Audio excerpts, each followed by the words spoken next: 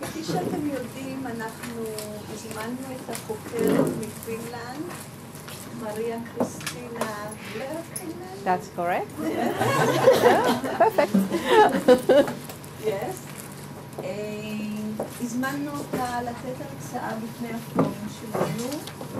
אותה הרצאה תהיה לנו גם מחר בפני הפורום של המומחים של משרד החינוך. אנחנו היום נשמע הרצאה בנושא של הוראת שפה ורכישת שפה כתובה. מתוך המאמר והמחקר של מריה קריסטינה למדנו שיש מכנה משותף לא קטן בין שתי השפות, למרות שאתה לא מתרגם? כן. כן.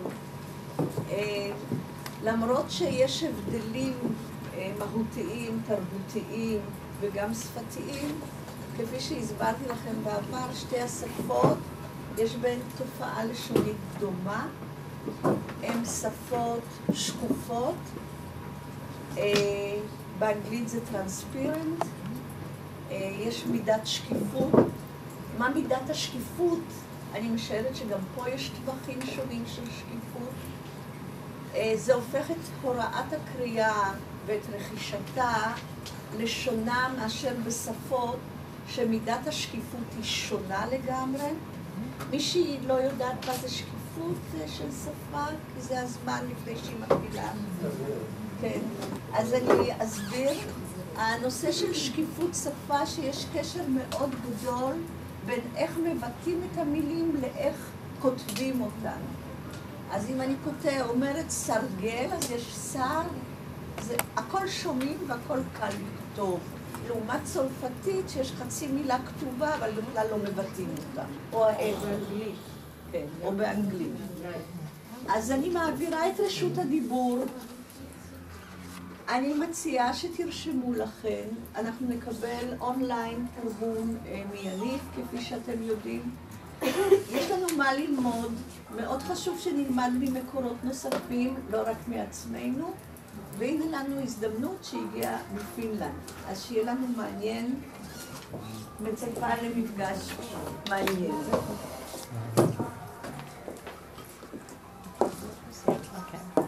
Thank you so much to being here today, and thank you for your invitation. I'm very honored to come here, and this is my first time in Israel, so I think that I'm going to learn a lot during this week. אני מודה לכם מאוד על הביקור ועל ההזדמנות. הפעם הראשונה שלי בישראל, ואני מאוד מצפה, וגם מצפה לדבר בבקשה. So, as I was introduced, I'm from Finland, and Finland is one of the Scandinavian countries in very north, and we have quite a lot of snow right now, so you have much better weather here than we have there. One thing which I want to mention was that last year was our 100 years anniversary of independence, and we are of course very proud of that. But the teacher education in Finland is much older than our independence. So the teacher training in my university started already 150 years ago, and it was the first Finnish-speaking teacher training college in the whole country, because our country has been occupied by Russians, and before that 800 years by Sweden.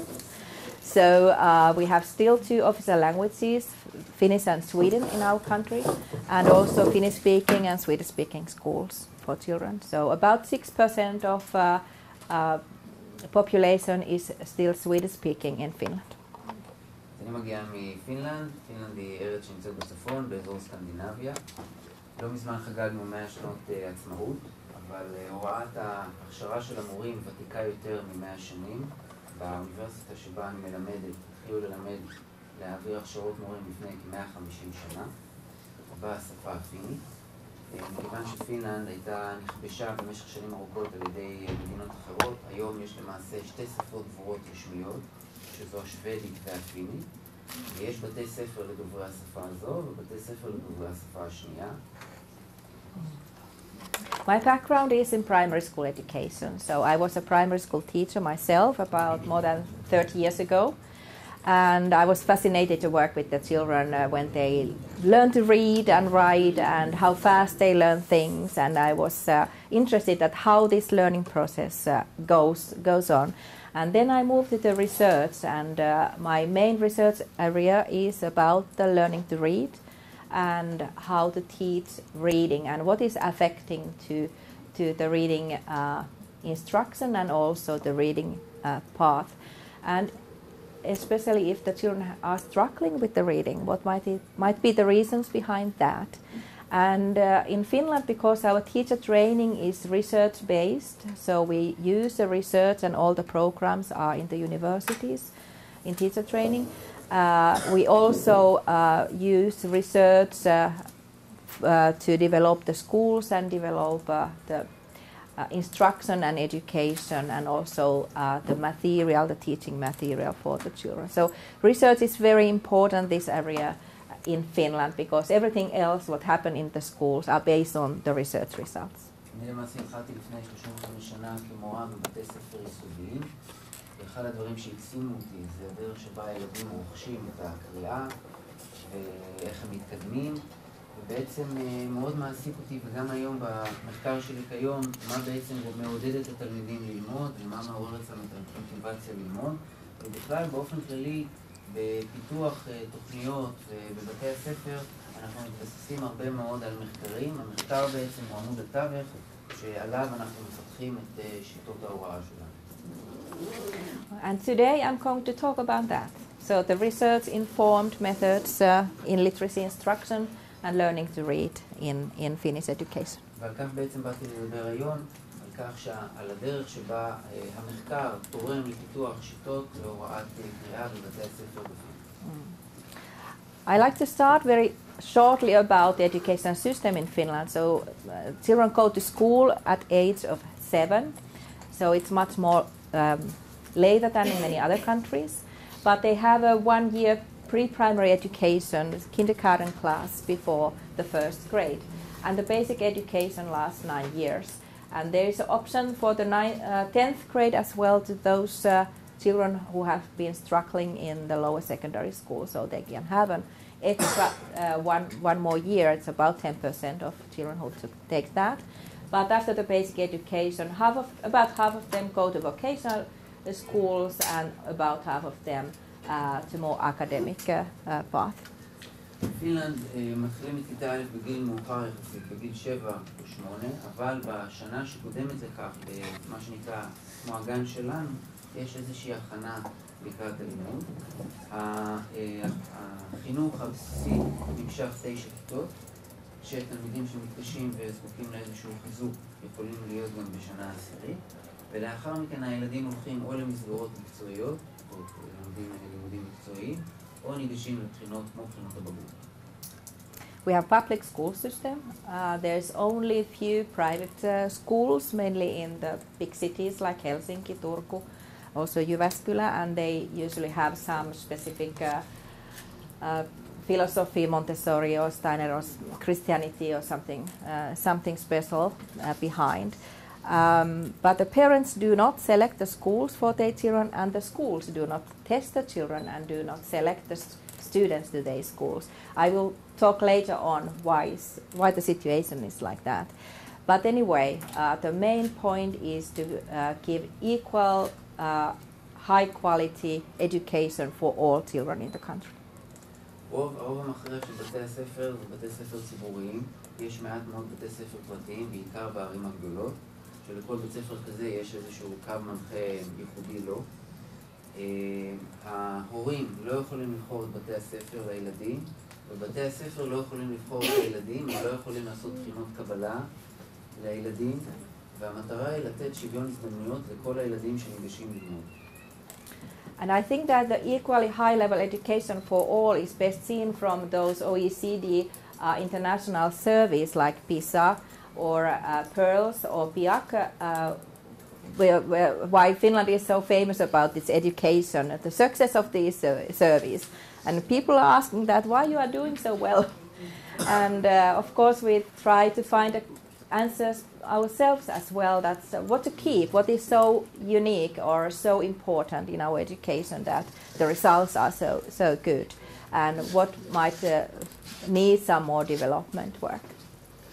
ההצלחה שלנו מתבטאת בכל מיני מדדים בינלאומיים לפי סקרי איזו שעורך ה-OECD. בעצם זה מעודד הרבה מאוד מדינות לבוא ולחקור מה בעצם מוביל וגורם להצלחה שלנו, ואנחנו בעצם יכולים גם לחזק וגם להצביע על דברים שזקוקים לחיזוק במקומות. There are some possible factors which has been reported by the EU, and the one is that our society is a certain kind. The education is very highly valued. We still see that the education is the way to better life. So it's in the society level that way.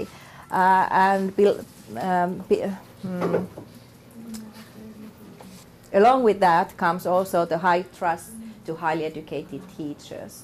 So the families and the society trust to the teachers, that teachers are doing very good job with their children to educate their children to the high achieving. מעשה האיחוד האירופי הצליח להצביע על כמה מדדים שמובילים את ההצלחה של החינוך בפינלנד. אחד, זה שהחברה הפינית מאוד מאוד מעריכה את ההשכלה ואת החינוך, ורואה בזה גורם שמבטיח רמת חיים גבוהה יותר. בנוסף, ובמקביל לזה, יש גם אמון גדול מאוד במורים עצמם. ההורים סומכים על המורים, והילדים סומכים על המורים, שהובילו אותם למקום טוב. We can of course see it from our political decisions as well, that the investment in education is among the biggest in the whole world. It has dropped lately a little bit, but still the investment in education in every field, from the early childhood education to the universities, it's very strong, and the basic education is provided completely free of charge. The basic education is free, also the upper secondary, but also the university education is free of charge. גורם נוסף הוא שהמדינה משקיעה אחוז מאוד גבוה, 6.5%, עכשיו זה קצת ירד מהתוצר המקומי הגולמי שלה במערכת בחינוך, שבכך אנחנו כוללים את כל רמות החינוך, מכיתה א' ועד ההשכלה הגבוהה, ובמקביל החינוך בכל השלבים האלה ניתן בחינם לכולם. So if the student is talented, you can go to the doctoral school. It doesn't cost anything for you. It's only about yourself, your motivation, your talent to go as far in your studies as you like. What is quite interesting is also that Finland has a comparative low teaching time, and I learned today that you have about 30 hours teaching time for first graders during the week. Is it correct? Yeah. So our first graders who are 7 years old, they are school about 20 hours per week, 20 or 22. So it's very short period of time. They have 45 minutes lessons, and after every 45 minutes lesson, they have a break outdoors in every weather. Summer, winter, we don't think that the weather is not the problem for us. It's only about the clothing, and we think that the younger the children are, the more important the breaks are. That they can jump, they can run, they can play football, they can do other activities with their friends, and then they come back and they concentrate to study. So when there's our research from our classroom observation that actually that 45 minutes is very efficient work. So there's not a lot of time just going around, or the student don't know what to do or something. It's very organized, very planned, and very much hands-on work on that 45 minutes. Then they go out and have free time a little bit and come back and work again. And also with that comes another strange thing, that we have very little homeworks for children, and mainly the homeworks are from the literacy learning and the mathematics. Very seldom about other things. אז קודם כל, כמו שאמרנו שהחינוך הוא בחינם, אפשר להגיע לדוקטורט, לא לשלם אגורה, זה עניין של המוטיבציה שלך. מבחינת שעות הלימוד השבועיות, בכיתה א', מה שלומדים פה כ-30 שעות, בפינלנד לומדים בין 20 ל-22. כל שיעור 45 דקות, בתום כל שיעור יוצאים החוצה להפסקה בחוץ. לא משנה אם יורד שלג או סופה, שיתלבשו טוב. כל שהילדים, ככל שהילדים צעירים יותר, אנחנו רוצים שיהיו פעילים יותר בזמן ההפסקה, ואז הם חוזרים לכיתה, והשיעור הוא מאוד מאוד ממוקד, והם עובדים והם מפיקים ממנו הרבה מאוד. רוב השיעורים ממוקדים לאוריינות ולמתמטיקה. ודבר נוסף, אין לנו כמעט איזשהו פיקוח, או אלו שהם מבדקים ארציים או מבחנים ארציים, בשונה מזה. Okay, and the last thing is that there's almost no control or national testing. The control means the minister doesn't control the schools or the classrooms, and there's no national testing of the achievement. And a little bit more about that in the next slide. So, of course, we have assessments, but assessment of both schools, learning outcomes and pupils is encouraging and supportive in nature. So the results are used for the pedagogical reasons in the classroom. So for the teacher, the feedback about the teaching, how to teach more efficient, how to teach better, who are the children who need more individualized support in their learning. So it's most of all, it's a feedback to the teacher to be a better teacher in the classroom. So that is the main aim of the assessment. אז אנחנו בכל זאת, אין לנו פיקוח ארצי, אבל כן יש הערכות, והמטרה הראשונה של הערכות זה לתת משוב למורות, כדי שהמורות ידעו איך ללמד טוב יותר בכיתה, ומנגד המטרה של הערכות זה לתת איזושהי אווירה מעודדת ותומכת גם למורות וגם לתלמידים. And there's no national tests of learning outcomes and no school legal tables. Schools or classroom are not compared with each other. And in the research we have seen that actually it is not needed because those times when we have done that, just controlling that is everything okay still after 5 years or after 10 years, we have seen that the differences between the schools and the classrooms are minimal, actually the lowest in the whole world. So the equally high level education seems to work. The differences between the classroom are very minimal. אין לנו בחינות ממלכתיות ואין לנו דירוג של בתי ספר בארץ. ובפעמים הבודדות שכן עשינו איזושהי השפעה, גילינו שהפערים בין בתי הספר הם מאוד מאוד קטנים, למעשה הקטנים ביותר בעולם. So it doesn't matter if your school is in the north or south or east or west or is in the big city or the small village. It's the same opportunity to get high results in your learning. בין אם הבית ספר שלך נמצא באחד מקצות הארץ או בעיר הגדולה או באזור מרוחק, ההזדמנות להשיג הצלחה ותוצאות טובות בלימודים שווה בכל מקום בארץ. What is very important is that the individual support, the tailored instruction in the classrooms. So the plenty of attention is focused on this individual support. So the teacher makes the assessment to find out who needs the individual support. And that is very, very important in the first and second grade, but also during the whole basic education. But why it's so important in the first 2 grades is that we want to be early on to recognize the early problems as early as possible, to give the early interventions to the children if they need. Because we all know that the more early we help the children, the better they do afterwards. אנחנו שמים דגש על הוראה שהיא פרטנית ומותאמת לקושי או ליכולות של כל ילד בנפרד.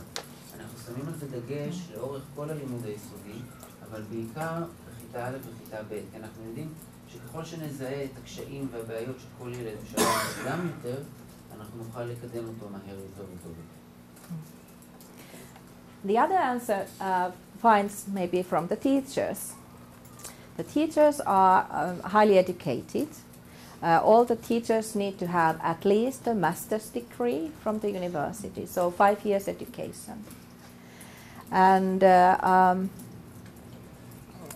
the other thing is that the teaching profession is highly respected and popular, which makes it possible for us to select the very best students to the teacher training programs.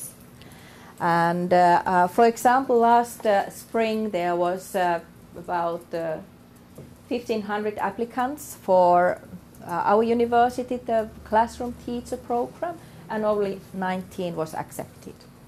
So less than 10% get through from the test to get a place in the teacher education program. מאפיין נוסף שמוביל להצלחה שלנו זה שמורה שנכנס, או מורה שנכנסים לכיתה א' צריכים להיות עם תואר שני. זאת אומרת שהם למדו במשך 5 שנים לפחות. ביחד עם זה, מקצוע ההוראה נחשב למאוד מבוקש אצלנו. זה מאפשר לנו לסנן ולבחור את המועמדים הטובים ביותר, למשל לאוניברסיטה שבה אני מלמדת, שם מכשירים את המורים, בוחרים את המורים הטובים ביותר, את המועמדים הטובים ביותר. למשל, בשנה שעברה הגישו בקשות קרוב ל-1,600 והתקבלו רק 90. And and every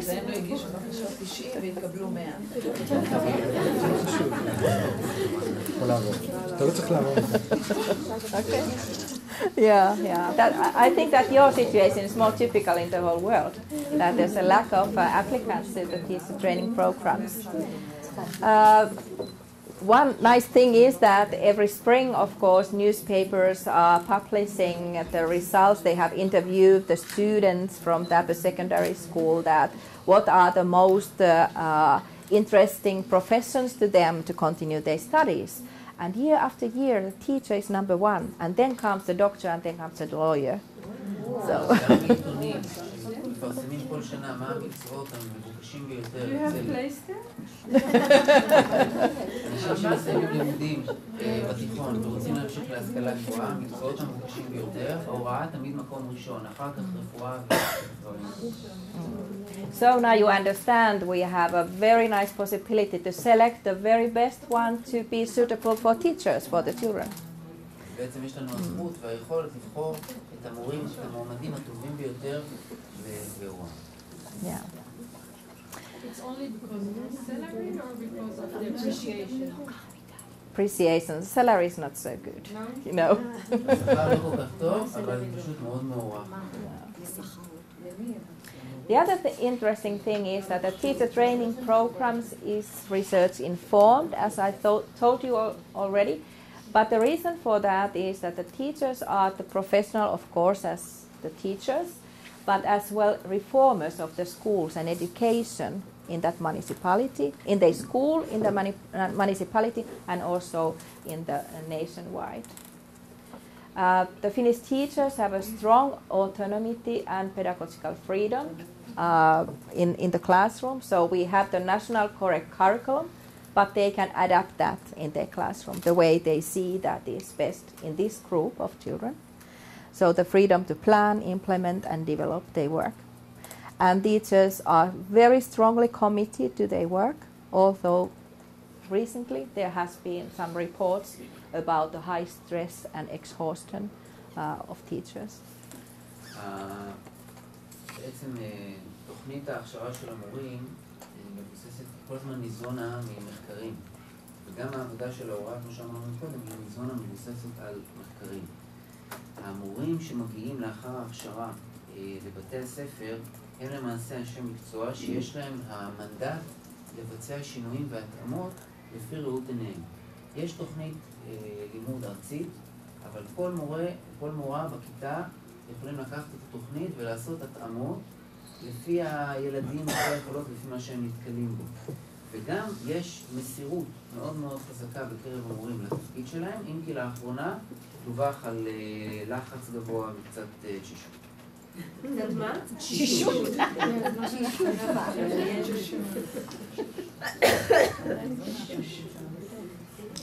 Some key points about the national curriculum, which was released some years ago. I was one to doing that, so I know a little bit it. The one thing which was very much stressed there in the new curriculum was that all the teaching in the classroom in the basic education has to be student-centered. So the pupils' experiences, their feelings about the learning situation, areas of interest, and interaction with with others are very important. And when the teacher is planning the activities in the classroom, they have to think about these things. So the pupils' experience about that issue, about the feelings about that, how to get the interest to motivate them, and how to give possibilities to interactions in the peer group. So learn together in the classroom. ההוראה מבוססת, גם ההוראה וגם על הלמידה של התלמידים, מבוססת על חוויות התלמידים. זאת אומרת, המורה, כל מה שהיא עושה בכיתה וכל מה שהילדים עושים בכיתה, מבוסס על החוויות שהם חווים, על האינטראקציות שלהם, האחד עם השני, וגם על התחומים שמעניינים אותם. And I think that there's quite a nice picture about that kind of example, that how they are learning together. You don't see any tables there or chairs. They are just lying on the floor, and they have some papers and pencils there, but they are very concentrating to interact between each other, and they are learning together, and the teacher is scaffolding that learning process. והתמונה הזו ממחישה את זה יותר טוב מהכל. אין לנו את השולחן הרגיל ואת הכיסאות הרגילים בכיתה. אנחנו רואים אותם יושבים מסביב לשולחן, יש כמה ניירות, אבל הדבר המרכזי שקורה פה זה שהם לומדים ביחד ושיש ביניהם אינטראקציה, והמורה היא תומכת בתהליך הזה שהם עושים. From the teacher's point of view, the teacher's task is to take the individual learning approaches of each pupil into consideration. So to be aware how the learning is going in the classroom, who needs the help, how we need to individualize the learning, and what kind of targeted support is needed, and also the differentiation. The differentiation comes from the skills point of view, but also from the motivation. So if some group of children are more interested to work like that, so they can do that, and the other group can study another way.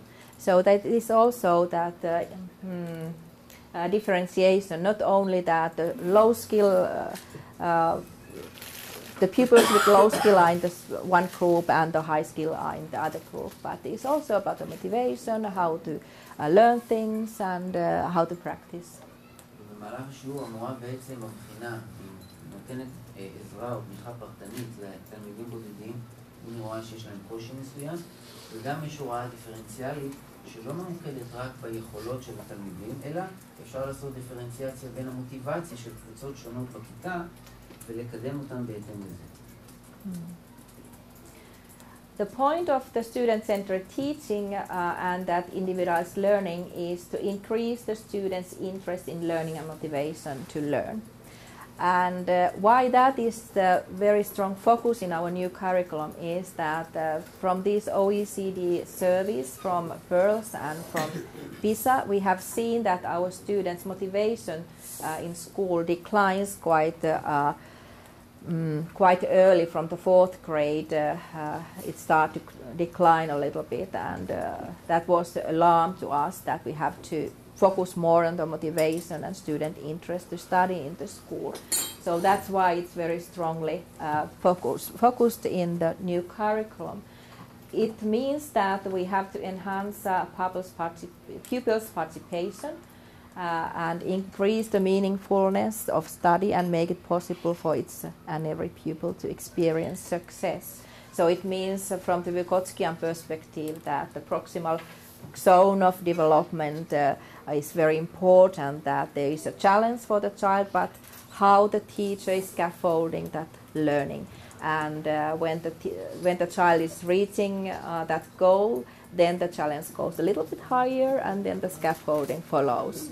So to appropriate the challenges to experience the success that I learn and I success increase the child's motivation. אנחנו בעצם ממקדים את המטרה של השיטות שלנו בבית הספר היא לעורר את העניין, זה את העניין ואת המוטיבציה של התלמידים ללמוד. ואנחנו שמים על זה דגש גדול יותר עכשיו. בסקרים שנערכו לא מזמן, ראינו שמכיתה ד' יש ירידה במוטיבציה של התלמידים, וזה מאוד מאוד הדאיג אותנו. ולכן זה מה שאנחנו מתמודדים בו עוד יותר היום. דבר נוסף שאנחנו עושים, אנחנו רוצים לתת לתלמידים, לעודד אותם להשתתף בשיעורים ולחזק אצלם את חוויית ההצלחה. ויש לנו שיטה לעשות את זה. אם אנחנו מציבים איזשהו אתגר שתלמיד אמור להגיע אליו, המורה יודעת בתוך תחום מסוים לתת את התמיכה במידה הנכונה כדי שהילד יגיע לאותה מטרה, ולאחר מכן אנחנו גם מביאים איך להציב את היעד הבא ולתת את התמיכה כדי שהוא יגיע גם לשם. Part of that process is that from the preschool classroom already, from the first grade, they also practice to set goals for their learning, together with the teacher, of course, when they are very young, but step by step, to set the goals, solve the problems, and assess their learning based on their own targets in their learning. אנחנו מתחילים תהליך של הצבת יעדים והגעה ליעדים והערכת התהליך שנעשה כבר בשלב שקודם לכיתה א' ובכיתה א'.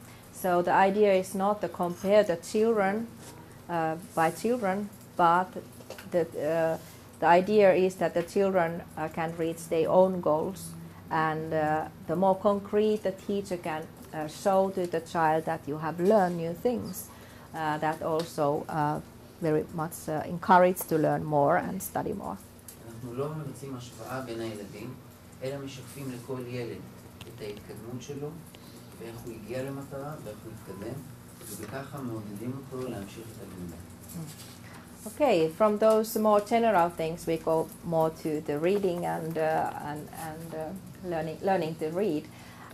One issue what has been raised is it the effect of the language for the success in Finland? And of course we were very interested about that issue because our orthography is so transparent and shallow, and you have read my paper on that issue as well, so I don't go to the details on that. But there is a difference between the languages, and you see from this table that the most simple and the shallow orthography is the Finnish.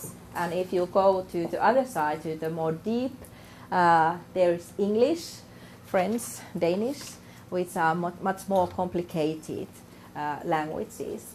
And in this study with my colleague Mikko Aro and the other colleagues from England, they compared 13 languages according to the complexity of the orthography, and they find out that yes, it's true that in the very beginning of the reading, it helps the children if the orthography is very simple.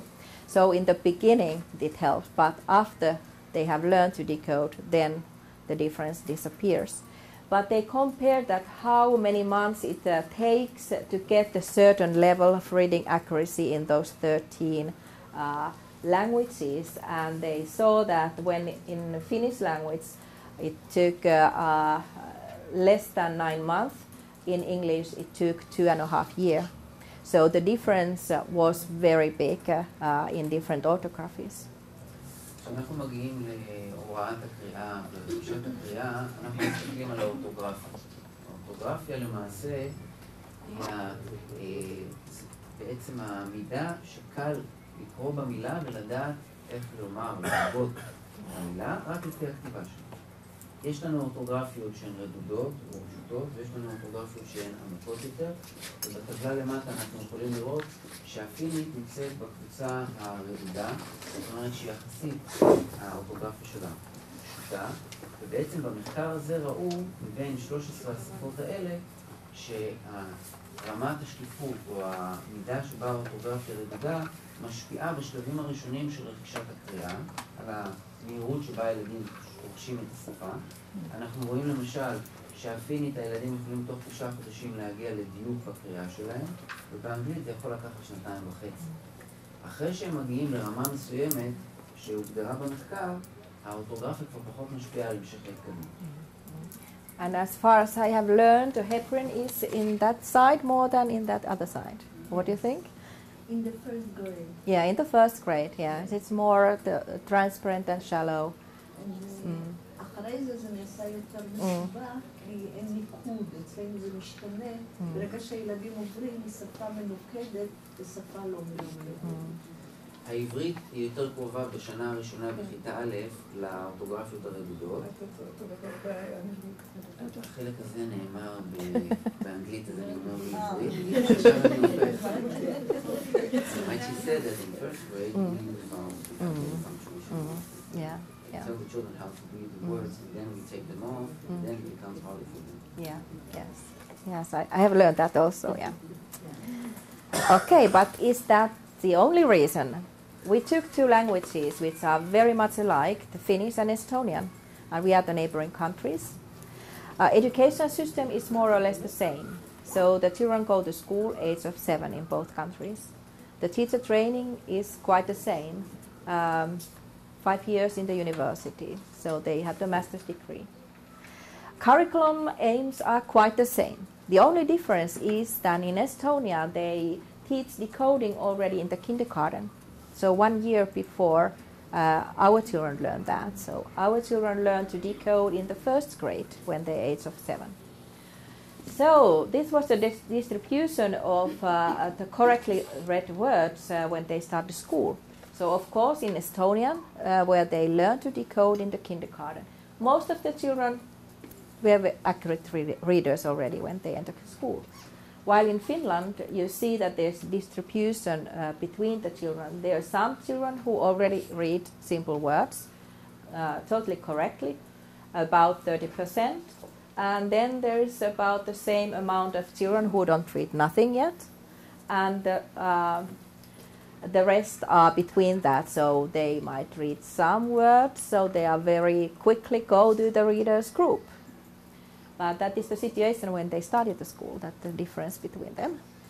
לצורך ההשוואה לקחנו את אסטוניה, שהיא מדינה שכנה, שתוכנית הלימוד הממלכתית יש לה פחות או יותר את אותם יעדים. המורים שנכנסים לכיתה א' גם בעלי תואר שני, ועשינו השוואה. ההבדל העיקרי בין פינלנד ואסטוניה זה שבאסטוניה הילדים כבר בשנה האחרונה של הגן, הקינדרגארדן, לומדים לפענח אותיות. וזה בעצם ההבדל לעומת פינלנד, ששם מתחילים ללמוד את זה רק בכיתה א' בגיל 7. ואז במחקר הזה אפשר לראות, זה בעצם התפלגויות של דיוק בקריאה, או בפענוח, בקרב ילדים מאסטוניה ופינלנד. אנחנו רואים שבאסטוניה, רוב הילדים נמצאים לקראת ה-10, זאת אומרת, יש שם דיוק גבוה מאוד יחסית, כי הם כבר למדו את... כן, ברגע שהם סיימו את הגן והתחילו כיתה א', זה המקום שהם נמצאים בו. ובפינלנד אנחנו רואים שיש קבוצה של ילדים שיש להם דיוק נמוך יחסית, בערך אותו אחוז נמצא לכיוון ה-10, זאת אומרת, המצב הוא שונה לחלוטין.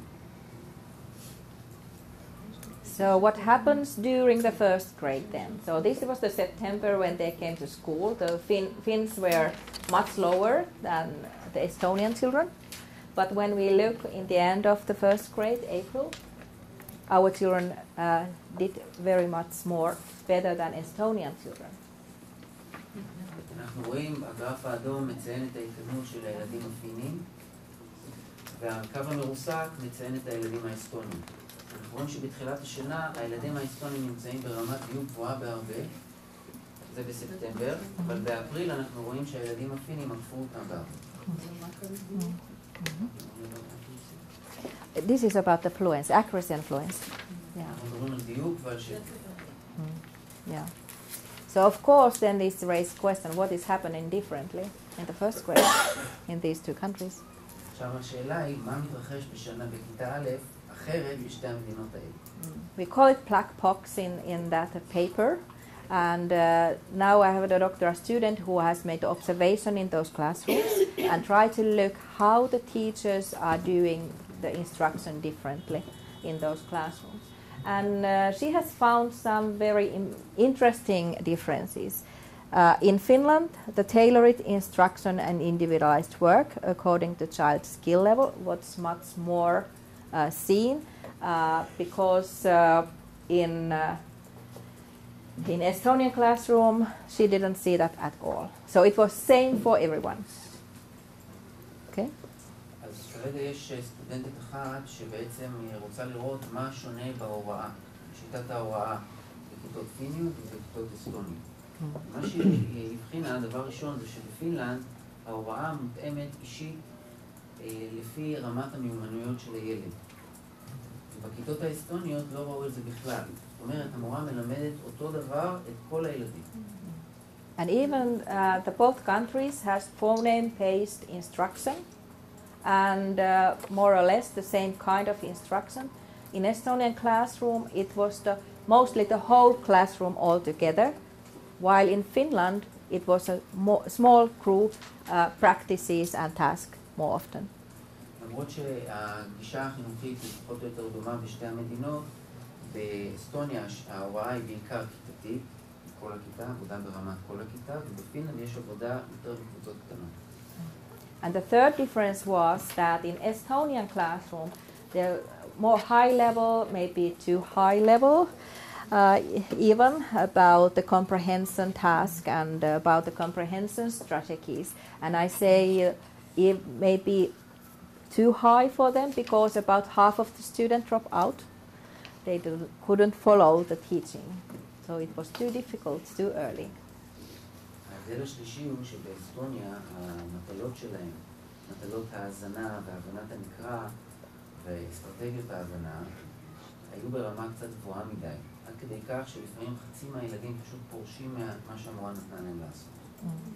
So we learned already something about those differences which might matter in the quality of teaching in the first grade. Even the language is quite the same, and even the school system is quite the same, and even the teacher training is in the same level. כבר למדנו משהו, למרות שהגישות דומות, וההכשרה של המורים דומה, והגישה פחות או יותר אותו דבר, אבל הדרך שבה החומר מעובר בכיתה שונה אחת. I want to theorize this a little bit. This is a complicated picture, but the message is quite simple, so don't worry. Of course, there is some societal factors in the community behind, for example, the curriculum and so on, and the teachers' training level, the professional development of them, and some student factors, for example, the home environment and the age and gender and other things. But what we are focusing here is that what kind of the quality issues are in the learning environment at school. They will affect mostly to those so-called mediating factors, the children's motivation to learn, the engagement on reading situations, for example, the self-regulation in learning tasks, the peer relations, which is part of the classroom climate, and the family involvement. And those factors are then mediating the child outcomes, so the academic outcomes. So the more motivated children are, the better the academic outcomes usually are, and also the other, like socio-emotional behavioral competence and their well-being. So it seems to us from our research and from our observations that the quality of this learning environment is first affecting to the motivation factors of the children and the way they are working in the classroom. And if this is very, very good level, then the motivation follows and then the outcomes are better. יש לנו גורמים כלליים שמשפיעים בסופו של דבר על תוצאות הלמידה, כמו למשל גורמים חברתיים כלליים, מאפיינים של מערכת החינוך, הרקע שהתלמיד מגיע ממנו. אבל לזה אנחנו לא נתייחס עכשיו. יש לנו את סביבת הלימוד, שבה נכללים גם מאפיינים של המורה בכיתה, גם גורמים שנמצאים בבית של התלמיד, וסביבת הלימוד משפיעה על הגורמים המתווכים, שמתווכים את התלמיד לקראת השגת המטרות בלימוד. יש לנו את המוטיבציה, את המעורבות, יש לנו את האינטראקציה שלו עם התלמידים האחרים בכיתה, וככל שהגורמים המתווכים עולים ומתחזקים, ככה גם התוצאות, גם המיומנויות, באוריינות, במתמטיקה, גם ההתנהגות בכיתה, כל המדדים האלה רק עולים ומשתשים. About this, the quality of learning environment, I will talk later a little bit more, but just highlight here that the part of that is the teacher-student relationship. So how warm and close is that, how sensitive the teacher is to child's needs, and if the child is struggling or feeling bad, is the teacher sensitive to see that? And also the classroom factors, the climate in the classroom, management, organization, the individual support, quality of instruction, and all the teaching practices in the classroom. All these together make the learning environment in school. And beside of that is, of course, the home learning environment. So the quality of that and how that supports children's learning, for example, in the homework situations. What is HLE factors? Home literacy environment. שני גורמים חשובים שקשורים יותר לסביבת הלימוד בבית הספר. זה היחסים בין המורה והתלמיד, עד כמה היא רגישה לתלמיד, עד כמה היא מזהה את הקושי, עד כמה היא יודעת לתת מענה. ויש לנו את ניהול הכיתה, את האווירה בכיתה. אלה הגורמים שיוצרים את אווירת הלימוד בבית הספר. יש לנו גם את אווירת הלימוד הכללית, שהיא מעבר לבית הספר, שהיא כוללת גם את הגורמים של הבית. למשל, בזמן הכנת שיעורי הבית, מה הסביבה שבה הוא מכין. That was short. Oh, yeah. Yes. Okay.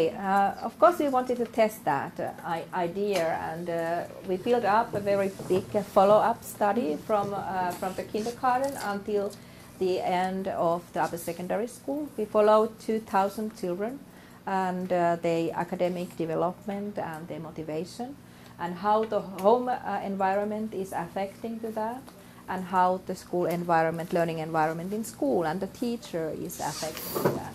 And what about the partnership and the trust between adults, between the home and the school, the involvement of the home to the schoolwork, and the parents' expectations of their child's success at school, and their beliefs about their child's skills. Then we had a small group, 15% from the age cohort, so-called risk for learning problems. So according to the test results in pre-reading skills, we followed that group more closely and wanted to see that how they proceed during the school years. יש לנו כאן מחקר המשך שעקב אחרי 2,000 תלמידים משלב הקדם כיתה א', הגן, הקינדרגרדן, ועד סוף התיכון. ובעצם מיפה גם את ההשפעה שיש להורים על הלמידה של התלמידים, שזה מצד שמאל, גם על ההשפעה שיש לצוות המורים על התלמידים, וגם על מערכת היחסים, איך האמון בין ההורים לבין בית הספר או עם המורים משפיע על ההתקדמות של התלמידים. ובתוך זה אנחנו זיהינו כבר בשלב ההתחלתי, לפני שהילדים התחילו ללמוד את הקריאה, קבוצה של 15% שהייתה בסיכון לחוות איזשהו קושי או איזושהי בעיה בקריאה, ועקבנו אחריהם במהלך המחקר, וראינו איך שני הגורמים מלמעלה משפיעים גם עליהם. I think that I say only about this picture that the kindergarten year and the first grade was followed twice, and after that every spring. And the selection of those risk children was based on the kindergarten spring results. So it's about the 2,000 children follow up. אז מה שאנחנו רואים כאן זה שבגן ובכיתה א' היה מעקב פעמיים בשנה. בכיתות לאחר מכן נכנסו ובדקו רק פעם בשנה, והילדים שהיו בסיכון בעצם נבדקו במבדק של האביב. זה מסומן בקו אדום, בעיגול אדום. And how we started then? We look more language and cognitive skills first in the kindergarten year. So the memory, conceptual understanding, listening comprehension, naming skill, vocabulary, visual motor skills for writing purposes. And then we know, of course, that based on these cognitive and language skills, the pre-academic skills will develop, which are more close to the actual academic skills then. So the letter knowledge and phonological awareness are predicting the reading and spelling, while the number sequence skills, number concept and math concept skills are predicting the math skills development. And below here we see that what we look from the motivation, so the children's strategies, learning strategies in the classroom, their task persistence, their interest and task value, self-concept of ability in reading and math, their attributions concerning the success and failure in the classroom, and then the social relations in the classroom and children's behavior in the classroom. How all these things are affecting to each other. אנחנו בדקנו בהתחלה, כשהתחלנו את המעקב, את המיומנויות הקומוניקטיביות של הילדים. שזה אומר, בדקנו את היכולת שלהם, את יכולת הזיכרון שלהם, את הבנת הנשמע, את ההבנה התפיסתית שלהם, את יכולת השיום שלהם, ועוד כל מיני דברים. למה? כי מהדברים האלה, בסופו של דבר, יתפתחו היכולות האקדמיות, הלימודיות שלהם. אנחנו רואים שמכאן אפשר להגיע להכרה של אותיות ולמודעות פונולוגית, ובהמשך למיומנויות קריאה. במקביל למיומנויות האלה שבדקנו, אנחנו גם הסתכלנו על המוטיבציה שלהם, מה האסטרטגיות שהם משתמשים בהן, עד כמה הם מתמידים בביצוע המשימות, מה העניין שלהם במשימות, עד כמה, מה הערך המשימה בעיניהם, ובמקביל את היכולות או המיומנויות החברתיות שלהם, ואת הדינמיקה שלהם עם התלמידים האחרים. What I think is very important that quite often we think that motivation is same as interest, but interest about things is only one part of the motivation. The motivation can be seen also from the children's behavior, so the strategies they are using and how persistent they are keeping on the task and want to finish that, and how the self-concept of reading or math is developing, how they feel about themselves as a reader, for example. It's affecting, it's a part of the motivation, and also how they explain their success or failure in the task. So the motivation is quite the tricky and an issue where there are many different kind of things or factors which are affecting to the motivation to learn. יש תפיסה שגויה שאומרת שמוטיבציה זה עניין, אבל העניין הוא רק חלק מהמוטיבציה. המוטיבציה נמדדת גם למשל באסטרטגיות שהילדים משתמשים בהן, או עד כמה הם מתמידים במשימות שלהם. איך הם רואים את עצמם כקורא או ככותב. איך הם מסבירים לעצמם או מעריכים את הסיבות לכך שהם הצליחו או נכשלו. זה המכלול הכולל של המוטיבציה. Okay, and then just a little bit closer look to the reading development. In the previous picture, there was this HLE, so the home literacy environment. It means that, for example, is there any books at home? Is there anything for children to read? What are the reading behavior of the parents? Is there any model of reader in the family? Do they use library resources? Do they ever go to library? Do they appreciate a book as a present for the child, for example? So the reading attitudes in the family and the reading habits in the family and also the reading material, the print material in the family. All of those together makes the home literacy environment. במחקרים קודמים גם רצו לבדוק תהליך רכישת הקריאה. והסתכלו על סביבת האוריינות הביתית. הכוונה היא קודם כל, האם ההורים יודעים לקרוא? ואם כן, האם יש ספרים בבית? האם ספר זה משהו מוערך שאנחנו יכולים לתת לילד בתור מתנה? האם הולכים לספרייה? זאת אומרת, מה הגישה, האם יש חומרים מודפסים? מה הגישה בכלל כלפי חומרים או נוכחות של חומרים מודפסים בבית, והאם זה דבר מוערך או לא מוערך?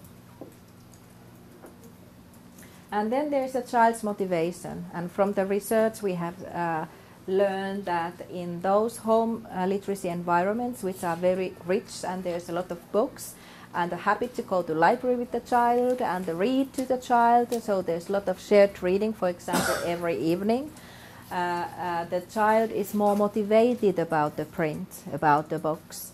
And sometimes it happens that the child is so motivated even before the school begins, and they learn to read by themselves, or they ask from the parent what is here and what is this letter, and they want to read and learn to read by themselves, or with the help of the siblings or the parents.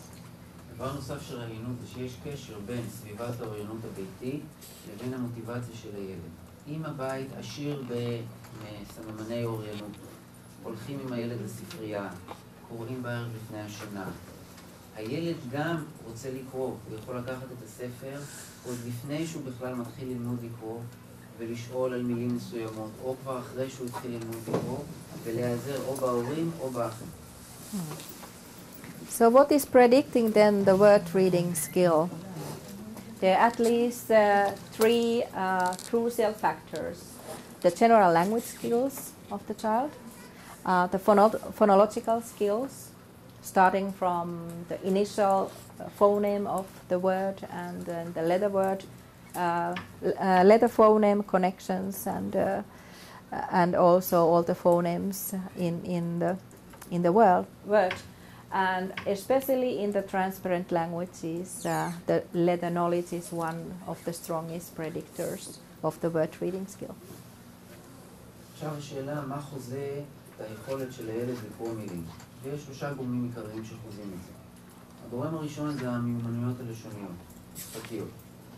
הגורם השני זה המיומנויות הפונולוגיות. זאת אומרת, היכולת של הילד לקשר אות לפונמה של אותה אות. וזה מאוד מאוד חשוב בשפות שיש להן פונולוגיה רדודה יחסית. והגורם השלישי זה המידה שבה הילדים מכירים את האותיות. And the more the child reads, the more fluent the child reads, of course. All these things, language skills, phonological skills, letter knowledge, are affecting to the fluency through the accuracy. But there is...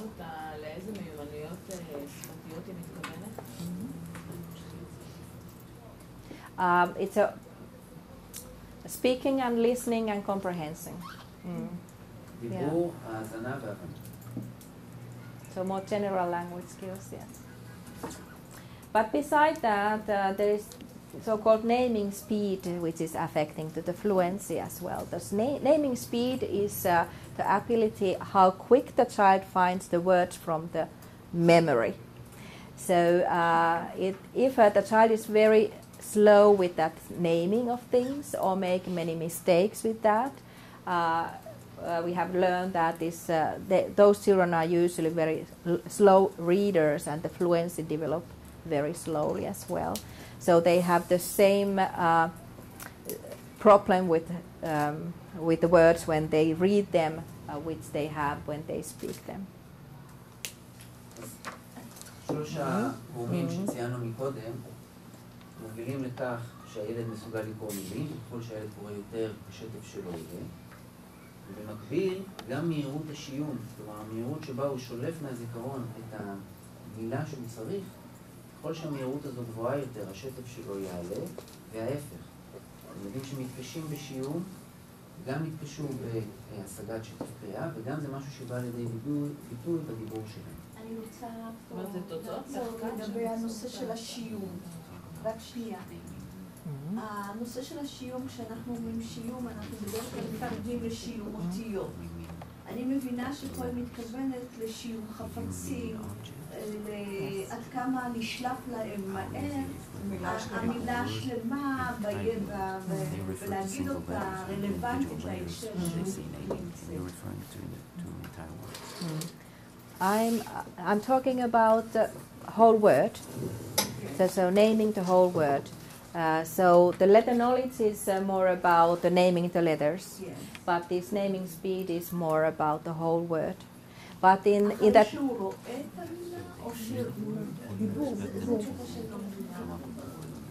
yeah, in both ways, when they, if they have a problems, for example, they have to say that what is this, and they have problems to find it from their memory, and they made mistakes. Yeah.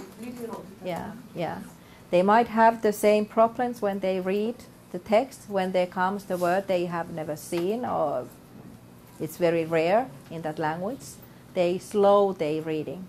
because they want to be more careful to recognize that what is read there.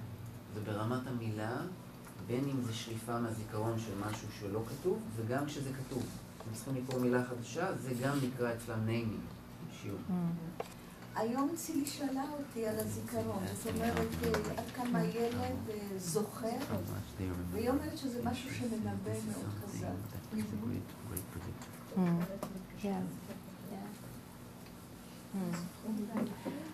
And usually teachers are training this naming speed, for example, the way that they ask children to read the same text 3 times, 5 times. So they're repeating the same text. They read again and again. Not all the time the new text, but that they're repeating the same chapter 3 times, 5 times. It helps that fluency. כדי לעזור בשטף ובשיעור, המורה מבקשת מהתלמידים לחזור ולקרוא את אותו קטע 3 או 5 פעמים, ולא כל הזמן לקרוא דברים חדשים. Okay, and the more automatized the word reading skill is, the more fluent the reader is, the better the comprehension. But the fluency is not the only factor behind the comprehension. There is other cognitive factors as well. Again, the language skills, of course, the vocabulary of the child, the listening comprehension, which is predicting the later reading comprehension. For example, when you read aloud to the children, practice their listening comprehension skill, which is actually the same skills they need when they read the text by themselves. Then the memory is also here, and the comprehension strategies. And I usually tell to my students that there is only 20% of children who find the comprehension strategies by themselves. They read so much. But there's 80% you have to teach. Yes.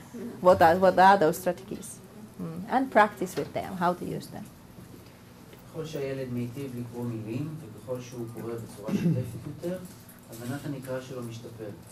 ומה שמשפיע בנוסף על הבנת הנקרא, זה גורמים אחרים כמו מיומנויות לשוניות ואוצר מילים, הבנת הנשמע, למעשה כשהמורה קוראת לתלמידים והם מאזינים, זה במידה מסוימת מדמה את מה שקורה אצלם כשהם קוראים בעצמם, הם נחשפים למילים שלא היו לפני כן, לטקסט שזה אתה רואים. יש לנו את הזיכרון, ויש לנו אסטרטגיות שעוזרות להם להשיג הבנה. ובכ-20% מהתלמידים יש היכולת למצוא את האסטרטגיות האלה בעצמם, כי הם קוראים הרבה, ב-80% האחרים אנחנו צריכים ללמוד.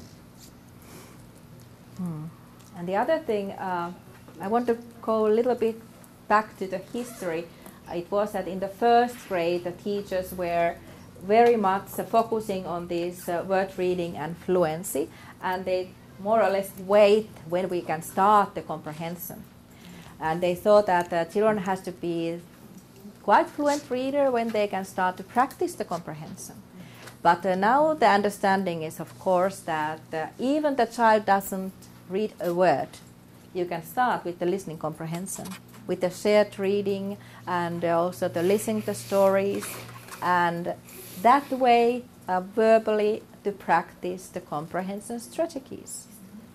And actually nowadays in our new curriculum, they are learning the reading comprehension skills from the beginning together with the word reading skills. So they are not waiting anymore to a certain level, so they start in the right beginning. בעבר הגישה הייתה להתמקד עד השלב של השטף ולהמתין עם הבנת הנקרא. כי המורים בעצם אמרו לעצמם, רק שתלמידים הצליחו לקרוא בצורה שוטפת, ככה לעשות, זה ככה. רק שתלמידים יצליחו לקרוא בצורה שוטפת, נתחיל לעבוד איתם על הבנת הנקרא. אבל היום ההבנה היא אחרת. אנחנו יכולים לעבוד על הבנת הנקרא גם דרך קריאה משותפת. זה שהמורה מקריאה תלמידים ועובדת איתם על הבנה, אנחנו לא חייבים לחכות שתלמידים יקראו בעצמם בצורה שוטפת. And I think that it's very wise to go that way because, at least in transparent languages, this decoding, this word reading skill comes so quickly compared to reading comprehension, which you have to learn lifetime. So reading comprehension skills are much more complicated skills, and that's why you need more practice on that from the beginning already. הגישה הזו מאוד נכונה, כי באורתוגרפיות רדודות, שלב השטף מגיעים אליו יחסית מאוד מהר. ומיומנויות קריאה והבנת המקרא זה משהו שצריך לעבוד אותו במשך כל החיים. לכן זה נכון להתחיל לעבוד את זה בשלב מוקדם. I have only one slide from our early childhood education, which is before the school. And there we have made a new curriculum for Finland as well, released 2016. And I just took that support language development. So there is a stress on communication, the language comprehension, speaking and listening, pragmatic language skills in different situations, vocabulary and verbal memory, and the closer the school is beginning, the more pre-literacy skills like phonological awareness. יש שקופית אחת על החינוך הקדם יסודי, יש שם תוכנית לימוד חדשה משנת 2016, ושם בעצם המטרה היא לתמוך בהתפתחות הלשונית, השפתית, עובדים על מיומנויות של קומוניקטיביות, עובדים על מיומנויות של הבנה לשונית, דיבור, האזנה, מיומנויות לשוניות פרגמטיות, אוצר מילים, זיכרון ורבלי, וככל שאנחנו מתקדמים לכיתה א', מתחילים לעבוד על מיומנויות קדם אוריינות. And why I started from this, the new system in our new curriculums is that there has to be continuation from the 0 in the end of the upper secondary. So everything starts from here, from the daycare centers. So the curriculum for early childhood education has to be in the same line with the basic education. So it's the smooth transition to the basic education, the comprehensive school from the kindergarten education. תוכניות הלימוד הקדם-יסודיות והיסודיות בהמשך חייבות ליצור איזשהו רצף, כך שבעצם כבר מתוכננות לקדם את הילדים עד לסוף התיכון. It used to be so that the early childhood education was here, and then there was a cap for the child, and then they start the school. And then there was a lot of tension and all the difficulties between daycare centers and the schools, and the teachers didn't actually speak the same language about the children. They used different concepts and they didn't understand each other very well. But now it does help when the curriculum is like a continuation. So they know that how the things are beginning and how we continue with the child. בעבר לא היה קשר בין המערכת הקדם-יסודית למערכת של בתי הספר. הגישה וההסתכלות והשפה של הצוותים החינוכיים לא היו בכלל תואמות למה בבתי הספר, וזה הוביל לאלו שהן בעיות, ועכשיו בעצם נמצאו רצף אחד ארוך. And then when we look at the pre-primary year, the kindergarten year, and we look at the emerging literacy activities at kindergarten, so the aim is to support the quite same things as in the daycare centers. So the development of language, vocabulary, communication, interest in language and cultures around them. Also other languages than Finnish, if there is other languages in the community. The phonological awareness and rhyming, interest in spoken and print language, pre-literacy skills through play. And for teachers, it's very important the early identification of at-risk children and do the interventions in the kindergarten already. מה שנקרא אצלנו גם חובה, סתם זה הקינדרגרטן, זה לפני כיתה א'. הפעילויות שנמצאות שם זה פעילויות של אוריינות... ניצני אוריינות. יש התאמה כמובן, זה נסמך על מה שהיה לפני ומכוון למה שיהיה בהמשך. בעיקר זה השלב שבו אפשר לזהות מראש בשלב מוקדם ילדים שעשויים להיות בסיכון לקשיים ברכישת הקריאה שלהם. ואנחנו רואים שהפעילויות שוב מכוונות לפיתוח מיומנויות, לשוניות, מודעות פונולוגית, מכיוון שיש ילדים שדוברי, הרי בפינלנד יש כמה שפות, הכרה ועניין בשפות אחרות, בתרבויות אחרות, וגם דרך משחקים להעניק לילדים מיומנויות של קדם אוריינות. And even there is a subject field already in the kindergarten, there is no lessons that that way. So the activities are integrated part of the thematic learning of the week, and but there is shared reading situations daily with adults. The play-centered approach to rhymes, phonemes, letters, language, games, stories, and drama daily. And then adults encourage children to look the print and also play with that and take that part of the play. And the systematic pre-literacy activities with the book, I mean that kind of workbook with the paper and pencil, it's once a week about 20 minutes. יש בכל שבוע למשל נושא נלמד, גם בגן, אבל אין שיעורים. זאת אומרת, זה מובנה בתוך הפעילויות שנעשות באותן שבוע, ויש להם, בכל יום יש להם קריאה שאמורה הגננת מקריאה להם. יש דרך המשחקים, הילדים לומדים להכיר פונמות, והם לומדים להכיר חריזה, והם לומדים להכיר אותיות, וגם מעודדים את הילדים לקחת בעצמם ספרים ולהסתכל על מילים, על אותיות, וגם יש להם מה כמו חוברות עבודה, שהילדים בעצם יש להם חוברות עם פעילויות שהם משתמשים בעיקרון. Okay, in our first step study we of course ask from the kindergarten teachers that what they actually are doing and how often they are doing different activities. Are they doing something daily or several times a day or only once a week or more seldom or not at all? And there is 99 teachers who are answering that. Looking the books, it's daily, this red part, they do that daily, and shared reading daily. So this is the way they encourage children to print and to deal with the books. Then listening comprehension practices once a week, rhyming once a week, initial phoneme identification, syllables, letter knowledge, letter sound connections, and whole word recognitions once a week. And it's usually in that 20 minutes pre-literacy activities session they have.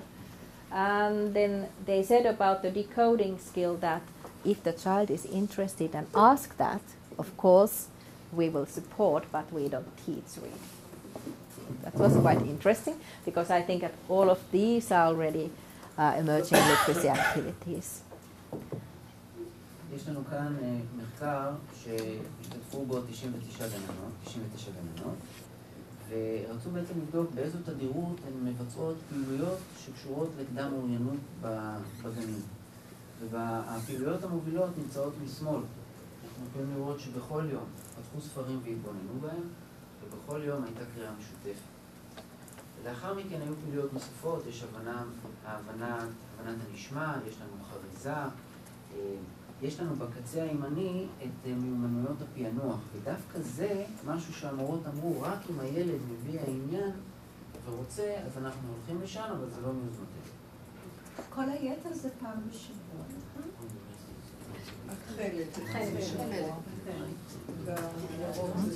Once a week, yes.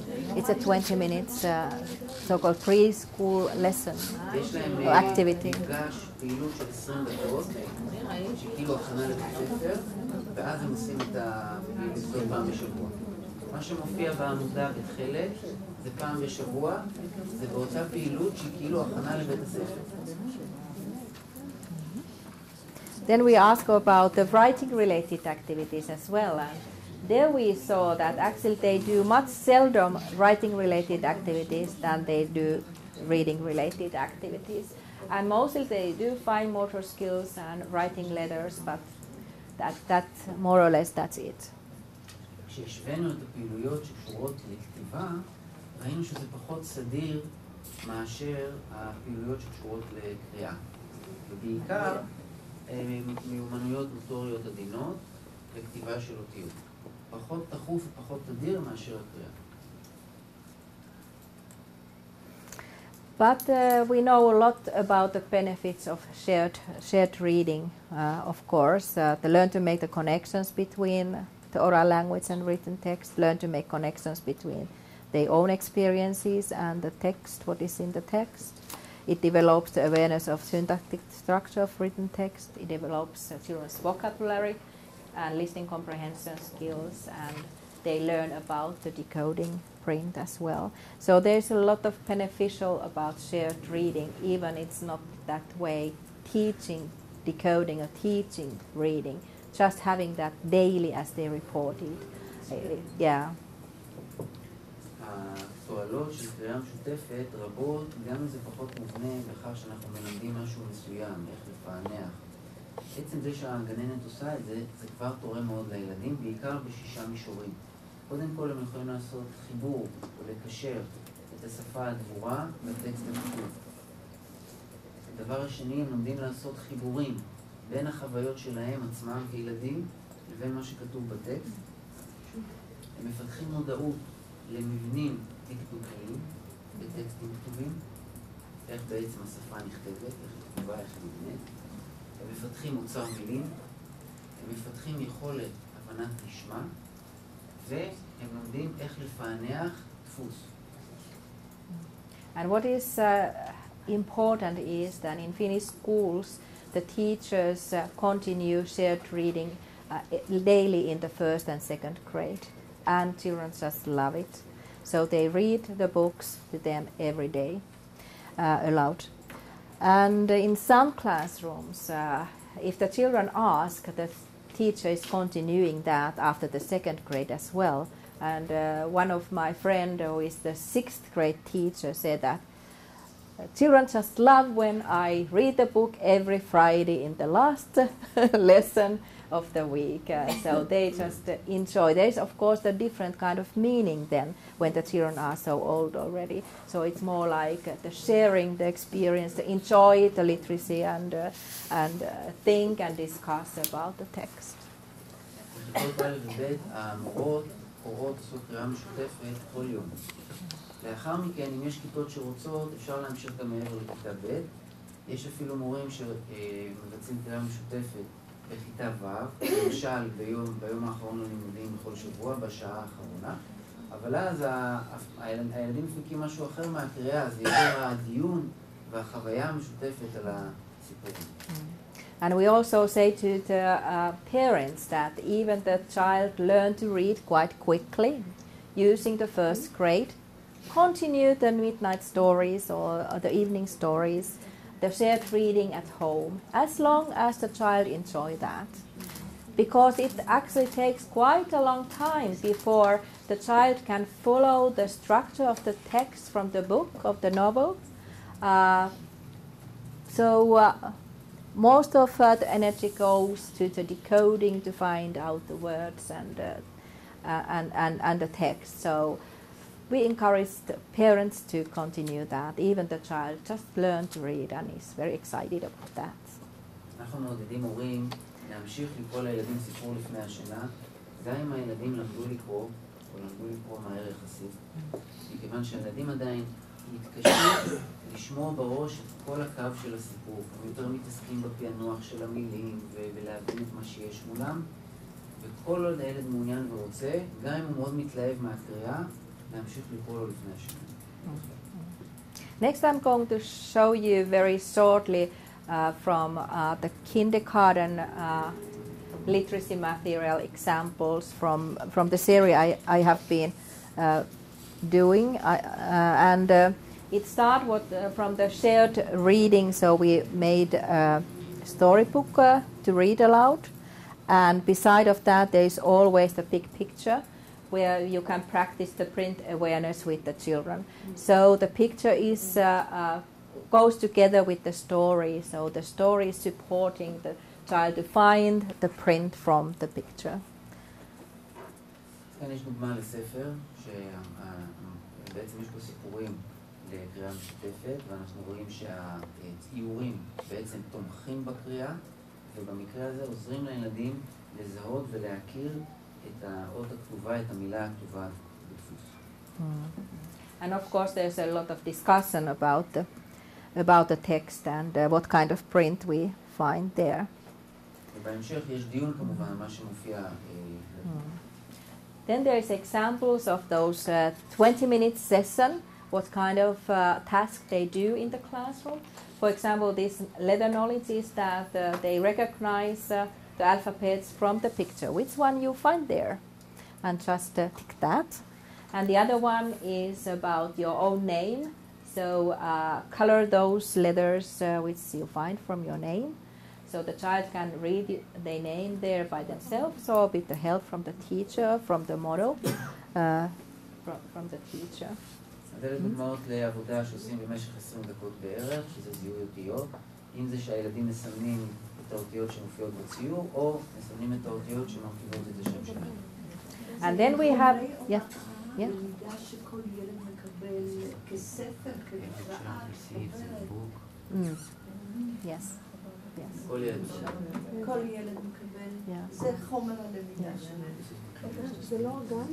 נראה לי שהשתתנה לגן. Yes. זה כבר גן, זה בגן, לא בבית ספר. Preschool. זה נמצא בגן חובה. וזה חומר שניתן לכל ילד. Yeah, there's of course a different kind of series. I think 5 different, so the teacher can choose which to take. So, יש 5 דורות שונות, המורה בוחרת במה להשתמש. or of course the option is that the teacher make their own material, don't use any series, commercial series. So some teachers do that and don't use the. יש מורות שמכינות בעצמן את דפי העבודה ולא קונות את מה שמוכנות. You remember they have autonomy to choose. Yes. You see here is so we call it carrot task. So it's for the parents. So what they can do at home, and for example, here it says that try to find these alphabets from your home. Which one you find from there, together with the mother and father. יש לנו משימות גזר מתחת לתחתית הדף, מה שמסומן בגזר. זו משימה שהילדים יכולים לעשות בבית עם ההורים, זה בעצם להורים, לעבוד עם הילדים. Then there's a storytelling task or recognizing letters or follow letter recognition as well. They recognize the initial letter from the word. יש לנו מספרים סיפור לפי תמונות, יש לנו זיהוי אותיות, יש לנו לצייר בקווים את האותיות, ויש לנו גם לזהות את האות הראשונה בכל מילה. מימין למעלה. And in this storytelling task, there is always some problem solving about the comprehension strategies already before they read. במטלת הסיפור יש בעצם איזשהו פתרון של בעיה, בהסתמך על האסטרטגיות שהילדים לומדים. Then there's also a possibility to have a writing letter tasks, or you just have an empty piece of paper and your pencil and do it without a model. But anyway, there is once a week there is some letter training. פעם בשבוע מתרגלים כתיבת אותיות, אם זה לפי משהו מובנה או לפי דף חלק, הילד מנסה לבד. The closer the school beginning is, the more rhyming and syllables are coming, initial syllables, and again there's a storytelling task. The closer the school beginning will be. כשמתקרבים בגן אל כיתה א', מתחילים לעבוד יותר גם על הברות, גם על חריזה, גם על הברות בתחילת המילים, וגם כמובן המשך הסיפור.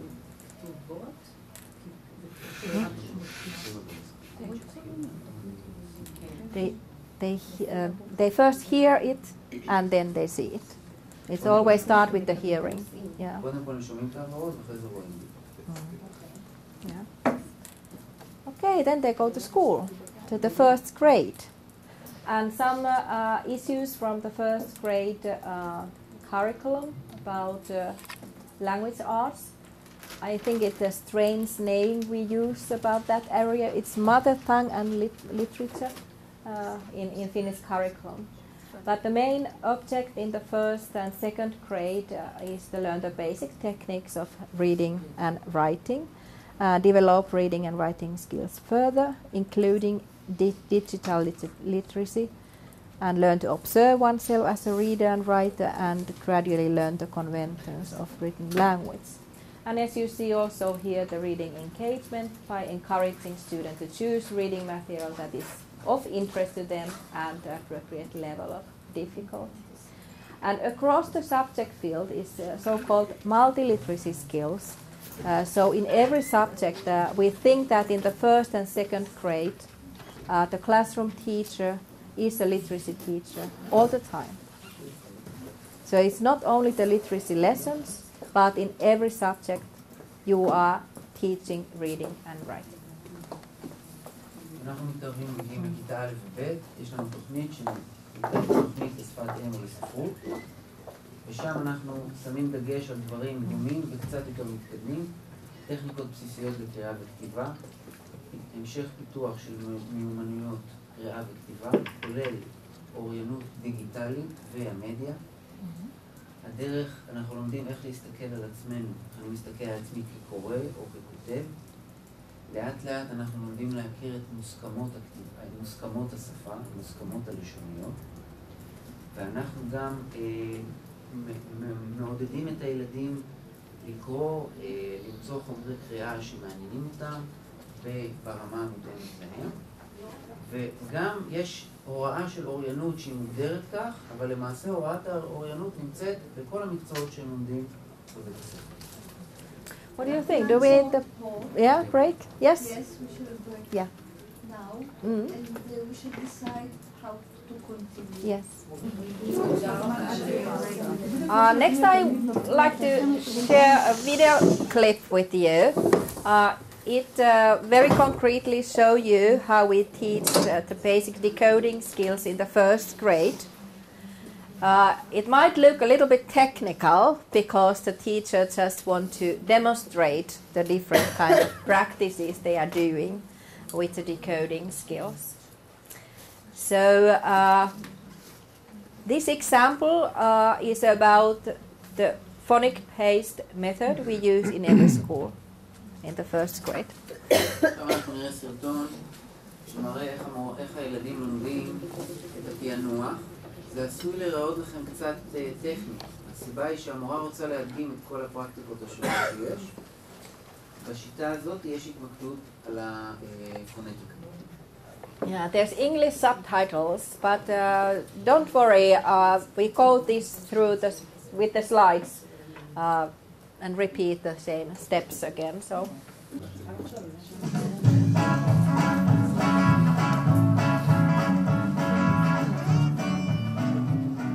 Kouluvuosi on alkanut Eistinkallion koulussa Espoossa. Oppilaat ovat käyneet koulua pari viikkoa. Ensimmäisellä luokalla opitaan lukutaidon perusteet. Säännönmukaisissa kielissä, kuten suomen kielessä, useimmat lapset oppivat teknisen lukutaidon ensimmäisen luokan aikana. Osa lukee jo kouluun tullessaan. Valmiina? Ossi! Suomalaisissa kouluissa lukemaan opettamisessa käytetään pääosin äänepohjaisia lukemaan opettamisen menetelmiä. Niihin on lisäksi yhdistynyt kunkin opettajan omia, hyväksi havaittuja kokemuksia lukutaidon opetuksesta. Eistinkallion koulussa uusien kirjainten ja niiden äänteiden opetteleminen käynnistyy aina tarinan avulla. Tarinan kertoo oma luokan opettaja Anu. Omenoita, Ossi sanoi ja tunsi veden nousevan kielelleen. Onko sinulla? Uuno nyökkäsi ja Ossi vilahti alakertaan nopeammin kuin ajatus. Tämä tarina oli täynnä mukavia yllätyksiä. Mitä yllätyksiä tarinassa oli? Tarinan jälkeen vähän keskusteltiin siitä tarinan sisällöstä, eli tulee tämmöisiä kuuntelun ja ymmärtämisen elementtejä. No nyt sitten laita peukku ylös, jos sopii tarinaan, ja peukku alas, jos ei sovi. Uuno vilkaisee kirjaan. Vilkaistaan sille katsoa. Tehtiin peukulla, että sopiiko joku lause tarinaan, sopii tai ei sovi. Niin saadaan sitten koko luokalta vastaus siihen, nähdään vähän, että kuka oli ymmärtänyt asiat ja kenellä oli ehkä nämä kielelliset asiat sitten vielä vaikeita. Tämän tarinan kirjain olikin aika helposti näkyvillä ja löydettävissä myöskin tarinasta. Sanotaan kaikki yhteen ääneen O. O. Entäs jos on näin 2 oota peräkkäin, miten se sanotaan? Sanotaanko piksi?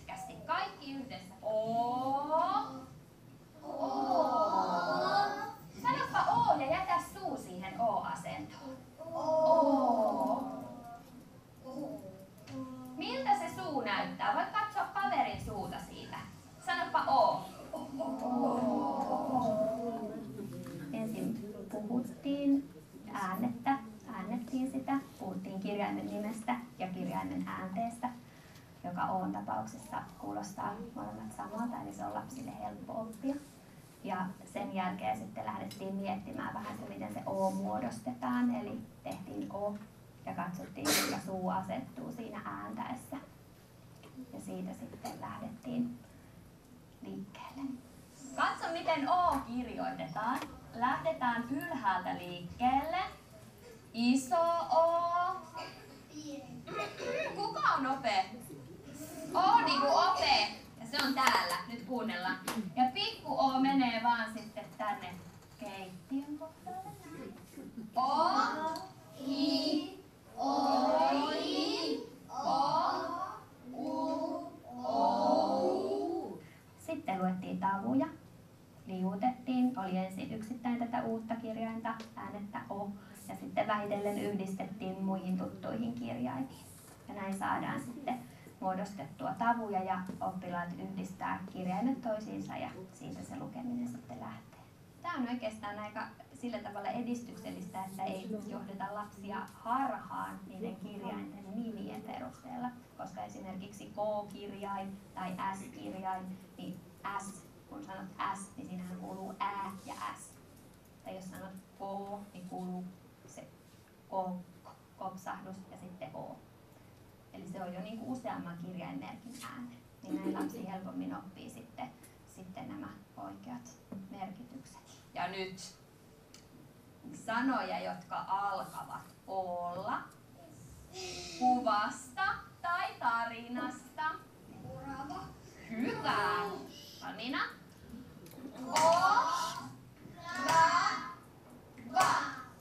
Se tavallaan sopii kaikille lukijoille siinä mielessä, että esimerkiksi O-ääne on helppo kuulla. Ja silloin oppilas voi miettiä esimerkiksi, mitä O-kirjaimella alkavia asioita kuvassa näkyy ja vähän mielessään ja ehkä pienellä äänelläkin ääntää niitä. Ja sitten kun se löytyy se O, me, na, niin hän pääsee sitten viittaamaan ja kertomaan oman löytönsä. Tämän jälkeen sana kirjoitetaan taululle ja merkitään erityisesti sieltä se etsitty ääne ja sitten vielä taputetaan ne sanatavuiksi niin, että sitten vahvistuu myös nämä sanan muut kirjaimet ja tavutus. Sitten otetaan sanoja, jotka päättyvät O-kirjaimeen.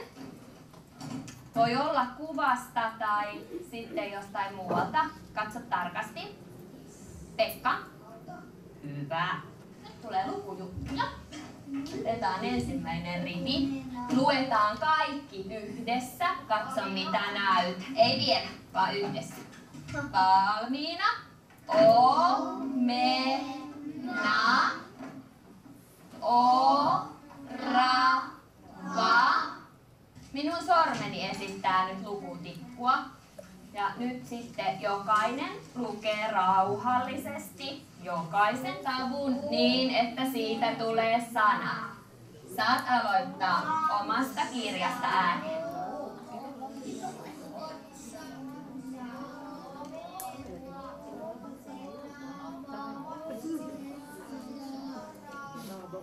I have another video clip, 5 minutes. It's about special education. Do you want to see that also? עכשיו סרטון על חינוך מיוחד.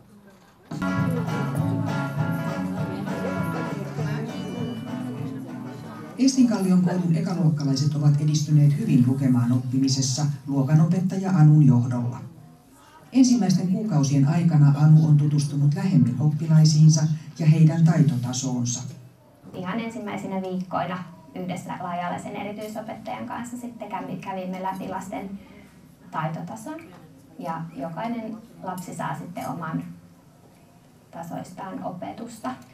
Oppitunnin suunnittelussa täytyy huomioida sitten, että kenellekään ei tule liian vaikeaa hommaa, vaikeita tehtäviä siinä mielessä, että sitten oppilaat eivät koe epäonnistuvansa. Tässä on kyse eriyttämisestä eli yksilöllisten ominaisuuksien huomioimisesta kasvatuksessa. Eriyttämistä toteutetaan sekä ryhmissä että lähiopetuksessa. Eriyttämistä tehdään molempiin suuntiin, eli annetaan etevämmille oppilaille haasteita esimerkiksi matematiikan tunnillakin tehtävien lukeminen taululta muille oppilaille ääneen. Ja sitten ne oppilaat, jotka harjoittelevat vielä kirjaimia, niin pääsevät sitten tekemään tehtäviä, joissa niitä harjoitellaan. Eli jokaiselle tulee oman oppimisen tasoinen haaste. Käytännössä eriyttäminen luokkatilanteessa toteutuu esimerkiksi 3 ryhmässä. Lukutaidossa edenneet oppilaat lukevat omassa ryhmässä pidempiä tekstejä, toisessa ryhmässä harjoitellaan tavujen ja sanojen lukemista ja 3. ryhmässä äänteiden tunnistamista ja äänteiden yhdistämistä tavuiksi. Laajemman tuen kartoittamisessa moniammatillisen yhteistyön merkitys korostuu. Se on todella tärkeää, koska aina itse ei ehdi kaikkea huomata, että itse pidän tällä ryhmäopetusta ja sitten kun huomataan tuen tarvetta tai muuta eriyttämisen tarvetta, niin oppilaat pääsevät sitten lähiopetukseen.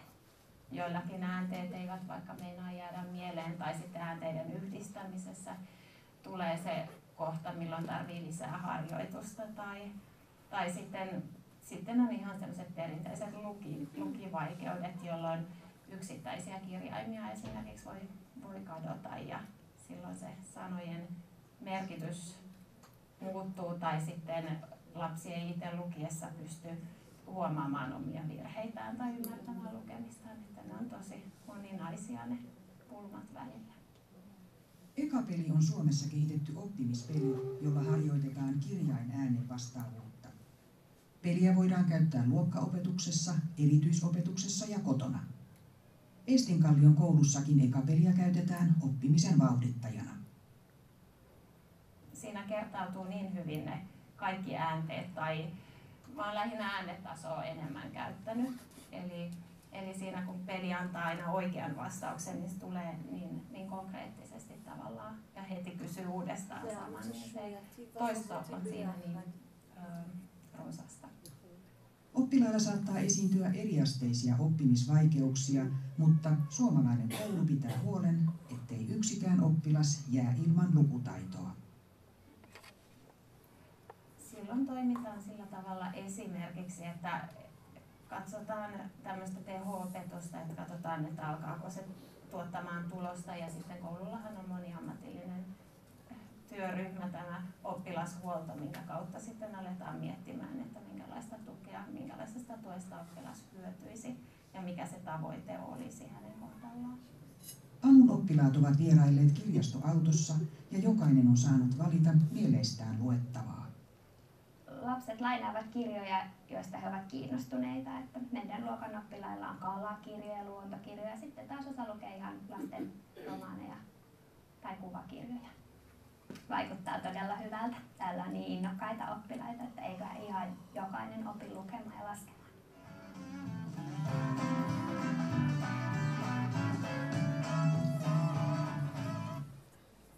Hey! That's it. Concrete examples. Any questions? עכשיו תור השאלות. נכון שאין תורים לכיסאות ושולחנות לא, והיה וריאציה מסוימת שהם למדו. הייתה בטורים, עם כיסאות שולחנות. כן, אבל מה שהיא הראתה קודם היה, כאילו יש זמן... לביאה, זה זמן שאלות. Can you tell us a little bit more about how you individualize and differentiate the instruction? So I saw the teacher now working with one student. Are the other students doing independent work at that time? Yes. Do you have more than one teacher in the room? Yeah. How does that work, and how do you? How many people? How much time do you devote to the individual instruction? Yeah. Sorry. אולי תתרגם את השאלה שלך. השאלה כרגע היא, בעצם אנחנו ראינו שהמורה עובדת עם ילד אחד שיש לו איזשהו קושי. מה בעצם עושים הילדים האחרים? האם יש קבוצה שעובדת באופן עצמאי? מה קורה בשאר הכיתה באותו רגע? So they start all together, and then depending on what is the next step, they go all together or in the small groups. And it's not always so that the teacher is with the lowest achieving children. They may also have individualized work or more able student from the classroom is with them, for example, reading or asking questions or making tasks with them. Here you saw the example where the teacher is individually guiding the child, and another example from that second video was where they were in the small group. I think there was 3 or 4 children and the special education teacher. It depends on the school resources. In most schools, they have at least one special education teacher who is also the reading specialist. And most of their resources are used in the first grade classrooms during the fall when the children are beginning to learn to read. So it's like a team teaching with 2 teachers, not every lesson, but maybe twice a week when there's 2 teachers in the classroom. But mostly the teacher is there alone, and they have to organize the things so that there is a possibilities for the teachers to guide each child. השיעור מתחיל כהוראה לכל הכיתה. פעמיים בשבוע לפחות יש מורה נוסף. אם זה מורה או מורה לחינוך מיוחד, או מישהו שמתמקד רק בקריאה. עכשיו, השיעור התחיל כל הילדים ביחד, ואז מתפצלים לקבוצות. לא בהכרח הילדים שיש להם את הקשיים יעבדו ביחד. למשל, הייתה פה דוגמה שילד או ילדה שיודעת לקרוא טוב, היא מקריאה לילד שיש לו איזשהו קושי. אז זה דבר אחד שאפשר לעשות. אפשר לחלק את הילדים לקבוצות לפי הרמות, אפשר לחלק אותם לקבוצות מעורבות שהחזקים תומכים בחלשים. לפעמים גם המורה עובדת באופן אינדיבידואלי עם אחד התלמידים. פעמיים בשבוע לפחות יש 2 מורות בכיתה. יש מורה לחינוך מיוחד, למשל שגם היא יכולה לקחת קבוצה של ילדים שיש להם קושי ולעבוד רק איתם. כמה ילדים יש בכיתה? About 20, yeah. 20. אני רוצה לשאול שאלה. המורה שנכנסת פעמיים בשבוע לכיתה היא... המורה שנכנסת פעמיים בשבוע לכיתה היא מסוכנת עם המחנכת? איך היא יודעת מה צריך לעשות? Yes. Once a week they have a so-called planning time. It's a part of the work in the school. So the teachers have a planning hour each week to collaborate. Yeah. פעם בשבוע יש שעה של תיאום ותכנון משותף. המורה, המחנכת הרגילה, נפגשת עם למשל המורה לחינוך מיוחד. And usually during that planning time, it's usually in the beginning of the week or Friday in the end when they are planning the next week, or if it's Monday or Tuesday, they're planning that week. That who is needing support, what kind of support, how the children are proceeding, and what we will do together. Just the special education kids are getting support in this? Mostly, yes. So the kids in the class know exactly who is who? Yes. That this is a special education kid? Yes, they know. But the more intensive intervention or support is given to those children who are struggling. But the special education teacher is also doing sort of team teaching as well, so supporting all the children. So because sometimes the children are jealous to those who get extra teacher, so we want also to get some extra support from her. So that's why it's very important that every child get attention. Special education classes? No. Well, there is, yes, there is. But most of the teaching is in the classroom as a team teaching. Here you see the different ways. So children receive the support as soon as the need for support has become apparent. If there's a minor reading difficulties, then the classroom teacher gives the support, so the individual attention. But if there's several persistent reading difficulties, the special education teacher provides part-time special education within the regular classroom or outside the classroom. It can be individual or in the small group. And if needed, student may receive enhanced support based on the individual learning plan or in some cases they can transfer for full-time special education. And here you see actually the categories that how many students get what kind of support. אז אני רק אחזור למה שהיה קודם, התכנון השבועי תלוי במועד שבו מתכננים את השבוע. יכול להיות שנפגשים בתחילת השבוע, יכול להיות שביום שישי. בעצם עוקבים אחרי ההתקדמות של כל תלמיד ומה בעצם יהיה הדבר הנכון עבורו בשבוע הבא. עכשיו, מבחינת המורה לחינוך המיוחד, היא נמצאת בכיתה. כשהיא נמצאת בכיתה, היא לא בהכרח עובדת רק עם הילדים המתקשים. זאת אומרת, היא ייעודית לזה, אבל הילדים לפעמים מקנים. חלק מקבלים מורה פרטית משלהם, אז בחלק מהזמן היא גם עושה, ההוראה שלה היא בקבוצות מעורבות. אוקיי, סורי. ברגע שיש לנו, המורה מזהה, המורה הרגילה, מזהה שיש איזשהו קושי מינורי בקריאה, היא מטפלת בזה בעצמה. ברגע שהיא רואה שיש קושי בקריאה שהוא חמור יותר או שהוא מתמשך, אז נכנסת לתפקיד המורה לחינוך המיוחד. תלמידים אגב, היא יכולה לעבוד עם הילדים בכיתה, והיא גם יכולה לקחת כמה ילדים מחוץ לכיתה ולעבוד איתם ספציפי על זה. וילדים שיש להם קושי, היא בעיקרון עובדת במשרה חלקית, ילדים שיש להם קושי גדול יותר, יכולים גם לקבל במשרה מלאה. זאת אומרת, מורה, שזה החינוך היחיד שלנו. שמה? לקבל מורה לחינוך מיוחד במשרה מלאה. הילד יקבל או הכיתה? לא, מה שכתוב כאן היה כתוב. כתוב פה שילדים, אם התלמיד עשוי לקבל תמיכה מורחבת, על פי תוכנית לימוד פרטנית, או להיות מועבר לחינוך מיוחד במשרה מלאה. לכיתה קטנה. We talked a lot about motivation and reading, motivation for reading. So I'm wondering, how do you teach that, or how do you promote better motivation? And then how do you assess it? How do you check? עכשיו זה בעברית, דיברת ביד המוטיבציה של הקריאה, איך אתם מקדמים מוטיבציה, או מחזקים את המוטיבציה, ובשני, איך מערכים את זה, איך הם מצליחים או לא? About the assessment, it's a self-rating from the child. That they self-rate their own motivation, what kind of books they like, what kind of task during the day they like most. So they give stars, or they give smiling faces, or that way it's a feedback to the teacher as well about the motivation, what kind of instruction or tasks are motivating them, or what kind of texts, for example. And maybe I next going to show you some examples of the motivated instructions.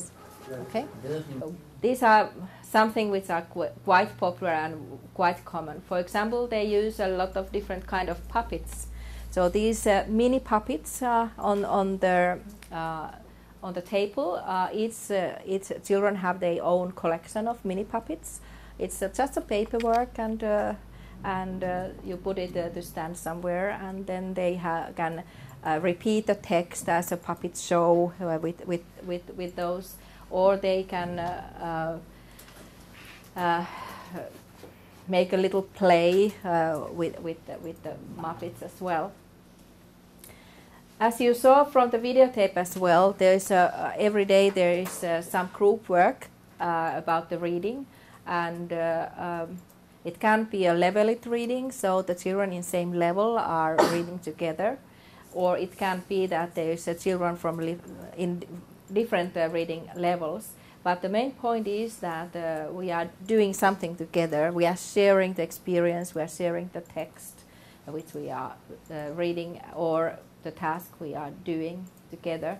So every time they can do something together, not just listen to the teacher, but actually there's some activities with the peers. It's very motivating.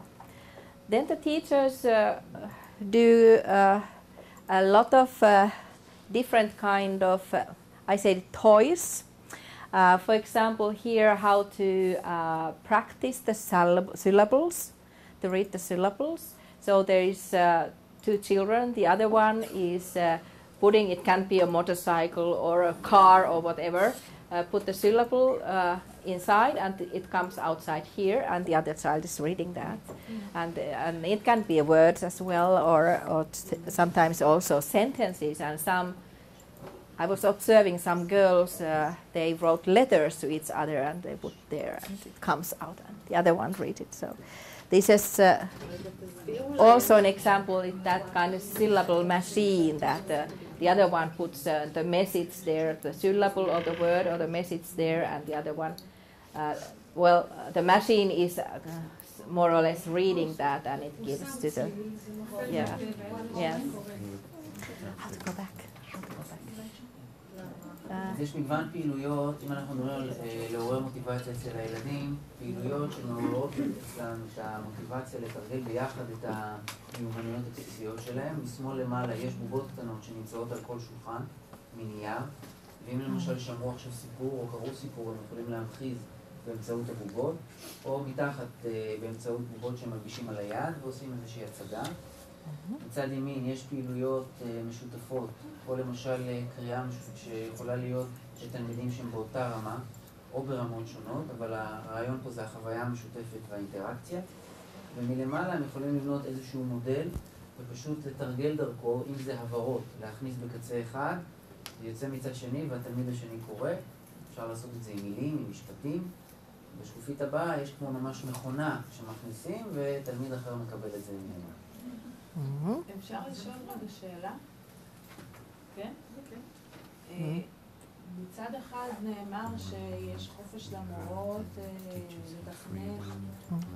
מצד שני, איך שהיא מספרת, זה נשמע כאילו יש אחידות די ברורה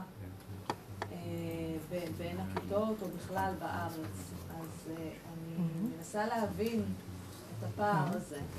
יש ספרי לימוד, אין ספרי לימוד, איך זה עובד? Yeah. Very good question. Yes. I go a little bit back here. Back here. So what is the same in every classroom is that they use the phonics to teach the decoding. And also what is the same is the order how they go one by one. So they start with the story, then letter names, shapes, letter sound correspondence, through the reading and spelling progress on the phonological decoding, and spelling and syllables and words, and then writing is taught simultaneously with reading. But how they do that, they can choose. So that is the order of how to go that through. But yeah, that is the road. But then you can make up your mind how to do it. העקרונות משותפים לכל בתי הספר, וזה שהילדים לומדים לפענח על סמך הפונמות. ואלה השלבים. יש לנו מתחילים עם השמות של האותיות והצורה, ההתאמה בין האותיות והצלילים, מתקדמים לקריאה ולאיות, מתקדמים לפענוח פונולוגי ולאיות של הברות ומילים, ומלמדים את הקריאה ואת הכתיבה במקביל. אלה הנקודות תחנות שצריך לעבור בהן בסדר הזה, אבל לכל מורה או מורה יש את החופש לעבור ולעשות את זה בדרך שלו. Okay. Go back here. Syllables is very important part of the Finnish language. So all the words are, the structure of the words is combining the syllables. And what is special in our language that the words are usually quite long. Yeah. And that's why there has to be a lot of repeating of syllables and reading the syllables. And that is sometimes very boring to the children. And that's why the teachers has created the different ways to play with the syllables or do it motivated way. This is quite famous to do also some kind of syllable lift. So you keep the vocal here, this A in the middle, and then you can, the consonant are beside, and then you just move that and the consonant changes in the lift, and then you just read. that again and again. ההברות הם לרוב בעיניי, יש קורלציה גבוהה בין ההעברות לצירופים, מה שאנחנו בדיוק. בגלל שפה אין ניקוד. בגלל שאין פה ניקוד, אז ההעברות הן בעצם הצירופים שלנו בעיקר. כן. כי אחרת זה היה מת. זה היה... בעצם ההעברות יש להן תפקיד מאוד חשוב בשפה הפינית ולחזרה ולתרגול, כי יש מילים מאוד ארוכות.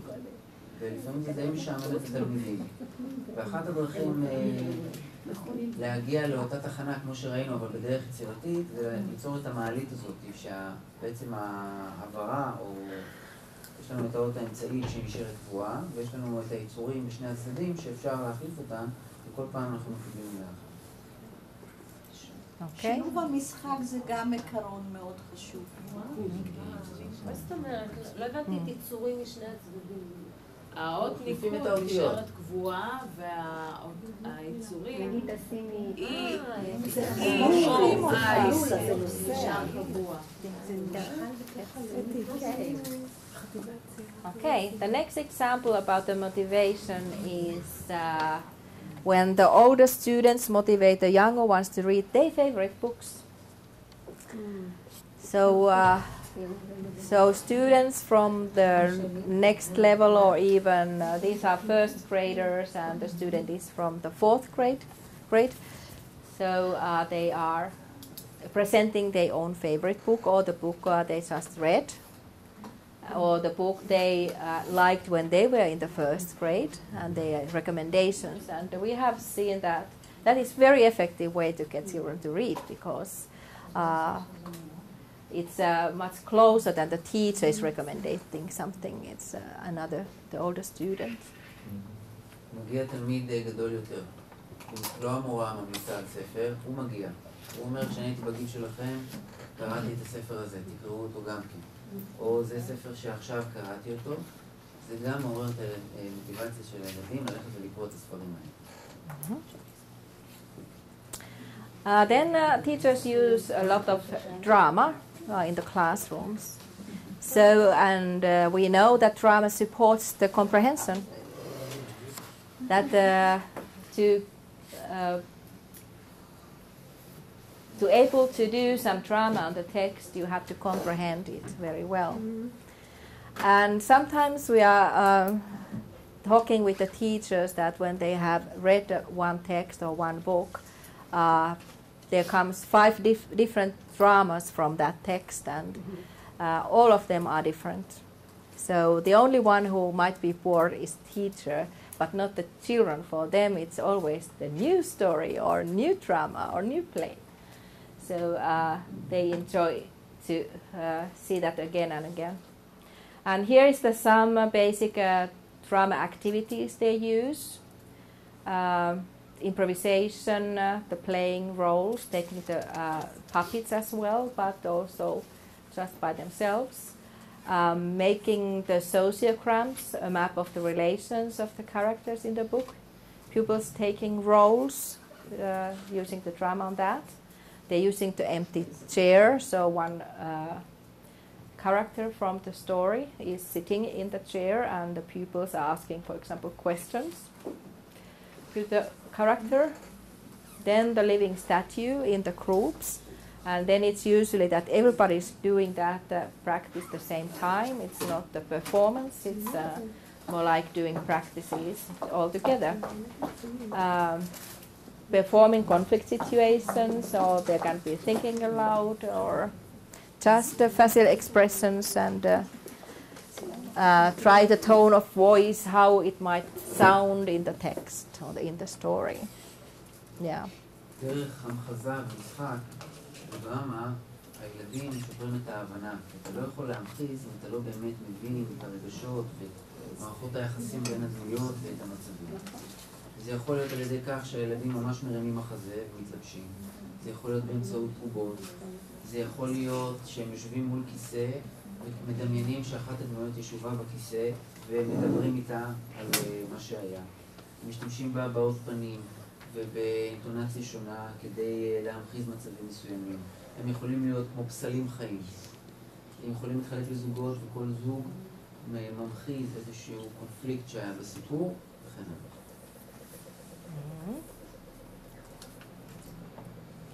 Okay, and then I just put a list. I think that you can have a copy of my slides, and I don't go this through, but most of these activities are social activities based on the text or based on the books. So there's a read aloud of various interesting books to the pupils, like we have talk about the shared reading, the importance of the shared reading, and of course discussion, personal reading schedules, concrete weekly and monthly goals for each pupil together with the child, and keep the reading log and swap tips on the books, help the children become active users of the library, how to choose books from the library, for example.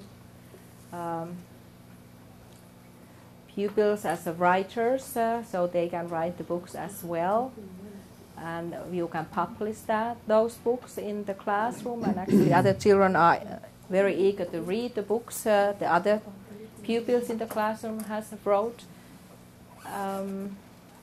And then what is very famous is also the use the books as an inspiration to other activities, other creative activities in the schools. Literature circles and writers production and invite the writer to the class, which you have done here as well a lot, and the collaboration with the parents. פעילויות, רשימה של פעילויות שהמורה יכולה להשתמש בהן כדי לתמוך ולפתח את מיומנויות האוריינות של התלמידים.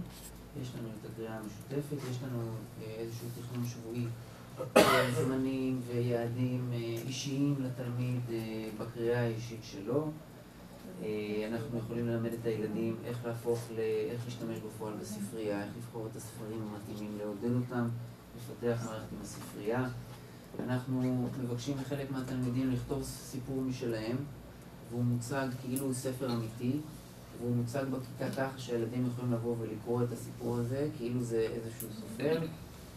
יצירת מעגל של קוראים, קריאה בקבוצות וכו'. המון דרכים. And then is a summarized picture, a summarized slide about the motivation. The previous one? This one?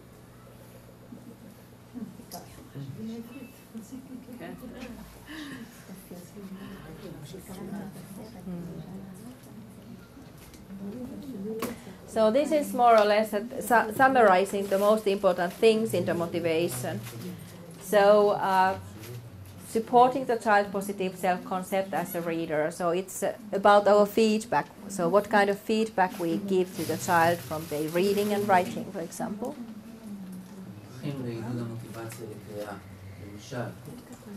לעודד את הדימוי העצמי או התפיסה העצמית החיובית של הילד כילד שקורא.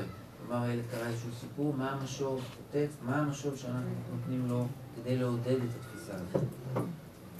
The next one is that finding optimal challenges to each child and tailoring instruction. So this is about the individualization.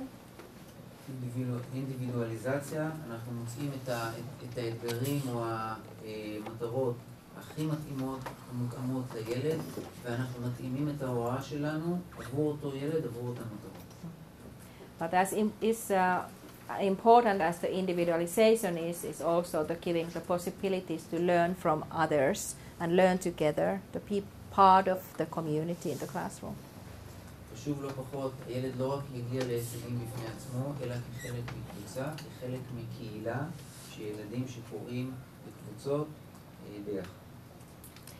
Then what is, I think it's very interesting to support child's curiosity. So the problem solving, for example, or some exciting things, for example, that I have something in my bag and you put tips, or you have written the tips and then you try to find out what is that, or some teacher is in our neighbor school use a lot of drama the way that she plays the roles, and the children just love that, and that kind of curiosity. What is coming next? לעורר את סקרנות הילדים, אם זה על ידי מטלות שאנחנו נותנים להם, על טיפים שאנחנו נותנים להם, לעורר אצלם עניין לקראת משהו שאנחנו עומדים להראות או לתת להם לנחש. יש מורות שאפילו ממחיזות או משתמשות במשחק בעצמן כדי לעורר תשומת הלב והעניין של הילדים. And this is also connected to supporting child's own interests, so finding the texts which are interested by the child, but also to raise the new interest to the new fields. לעודד את סקרנות הילדים בכך שנביא טקסטים שקשורים לתחומים שמעניינים אותם, ובמקביל גם להציע תחומים אחרים שעשויים מעניינים. And then we have talked about this persistence, so scaffold, self-regulation, and task persistence. So that's the way to repeat the task and practice the reading. It needs a concentration. It needs some quietness as well to do that. אנחנו תומכים בילד ועוזרים לו לגבש רגולציה עצמית, זאת אומרת שהוא יכול להעריך את העבודה שהוא עשה, וגם כל הזמן פועל כדי להשיג את המטרות שלו.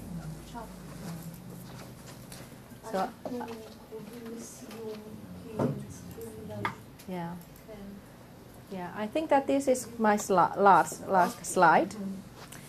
We were talking in the lunch break that how to educate ourselves, how to make the change in our teaching. And this is the circle we have used lately very successfully. So traditionally we put a lot of effort here, the knowing about the things, and maybe the seeing the video clips like we have done today. השאלה האחרונה היא איך אנחנו מטמיעים את השינויים האלה בעבודה שלנו. וזה תרשים זרימה שאנחנו משתמשים בו הרבה לאחרונה. זאת השאלה שעסקנו בה היום בעצם. איך גורמים למורים לעבוד ככה. השלב הראשון זה שאנחנו צריכים לדעת ולראות. למשל מה שעשינו היום, שמענו את מה ששמענו וראינו את הסרטון. But now we have went further that we have built little groups inside the schools that they are supporting, the teachers are supporting each other, they're doing the change, they're trying the new tips in the classroom.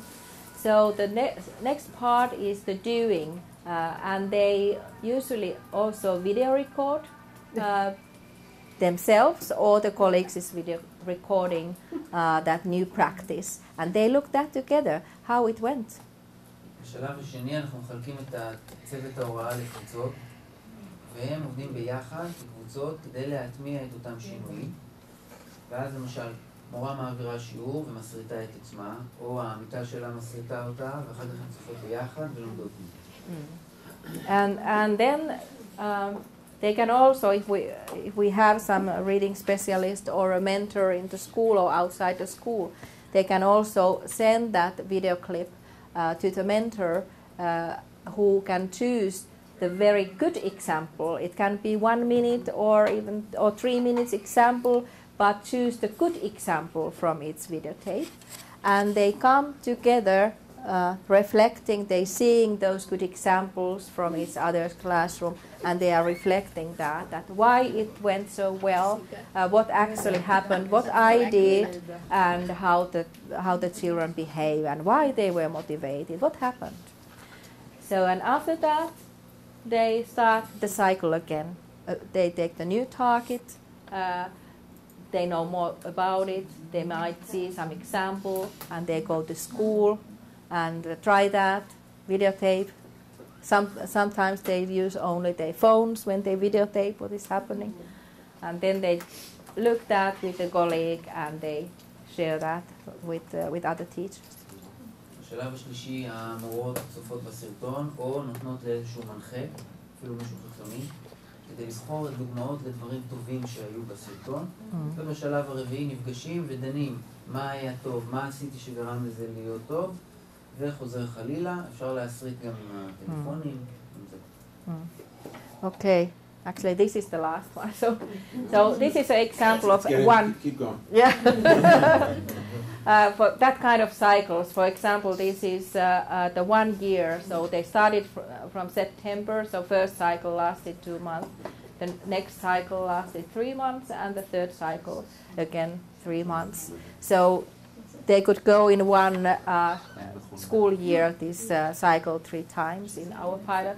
And the results were very positive. They really changed their behavior in the classroom. And it was because, not only because they know what to do, but they also practice, they get feedback, and they saw that their own behavior from the videotape, and they reflect that with the colleagues. כל מחזור, כמו זו דוגמה, מחזור כזה יכול להימשך חודשיים. במשך השנה יש כמה מחזורים. אנחנו יכולים לראות שבכל מחזור יש סרטון, ומסביב לסרטון הזה רואים כל הדיונים, כל העשייה וכל הנקודות לחיוב ולשיפור, וככה המורות באמת הצליחו בפועל להביא שינוי להוראה בכיתה. And when you are concentrating the best practices or the success in the classroom, not looking at how I failed or what I did wrong, but you choose the clips which are very successful or you want to share with others, then it's very effective, and it also builds your self-confidence as a teacher. So, do you want to translate that also? להתמקד בדברים החיוביים, זה מעודד את הביטחון העצמי ומאפשר את זה.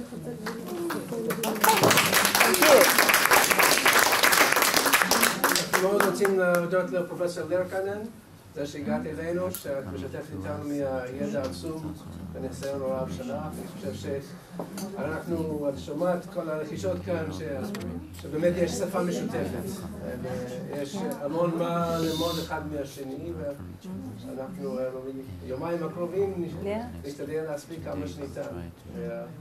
אנחנו עשירי תודה. תודה רבה. תודה. אם יש שאלות נוספות, אז רצו אלינו. תבואו לקחת מחברות. אבל מותר גם לנו להגיד תודה לארגון. על הארגון? על זה שהבאתם, אני לא הבנתי מי, אם זה יבוא אישי של הארגון, או שהמשרד. תודה רבה על כל התהליך. שזה יזם ויזכיר את כל המבצע הזה.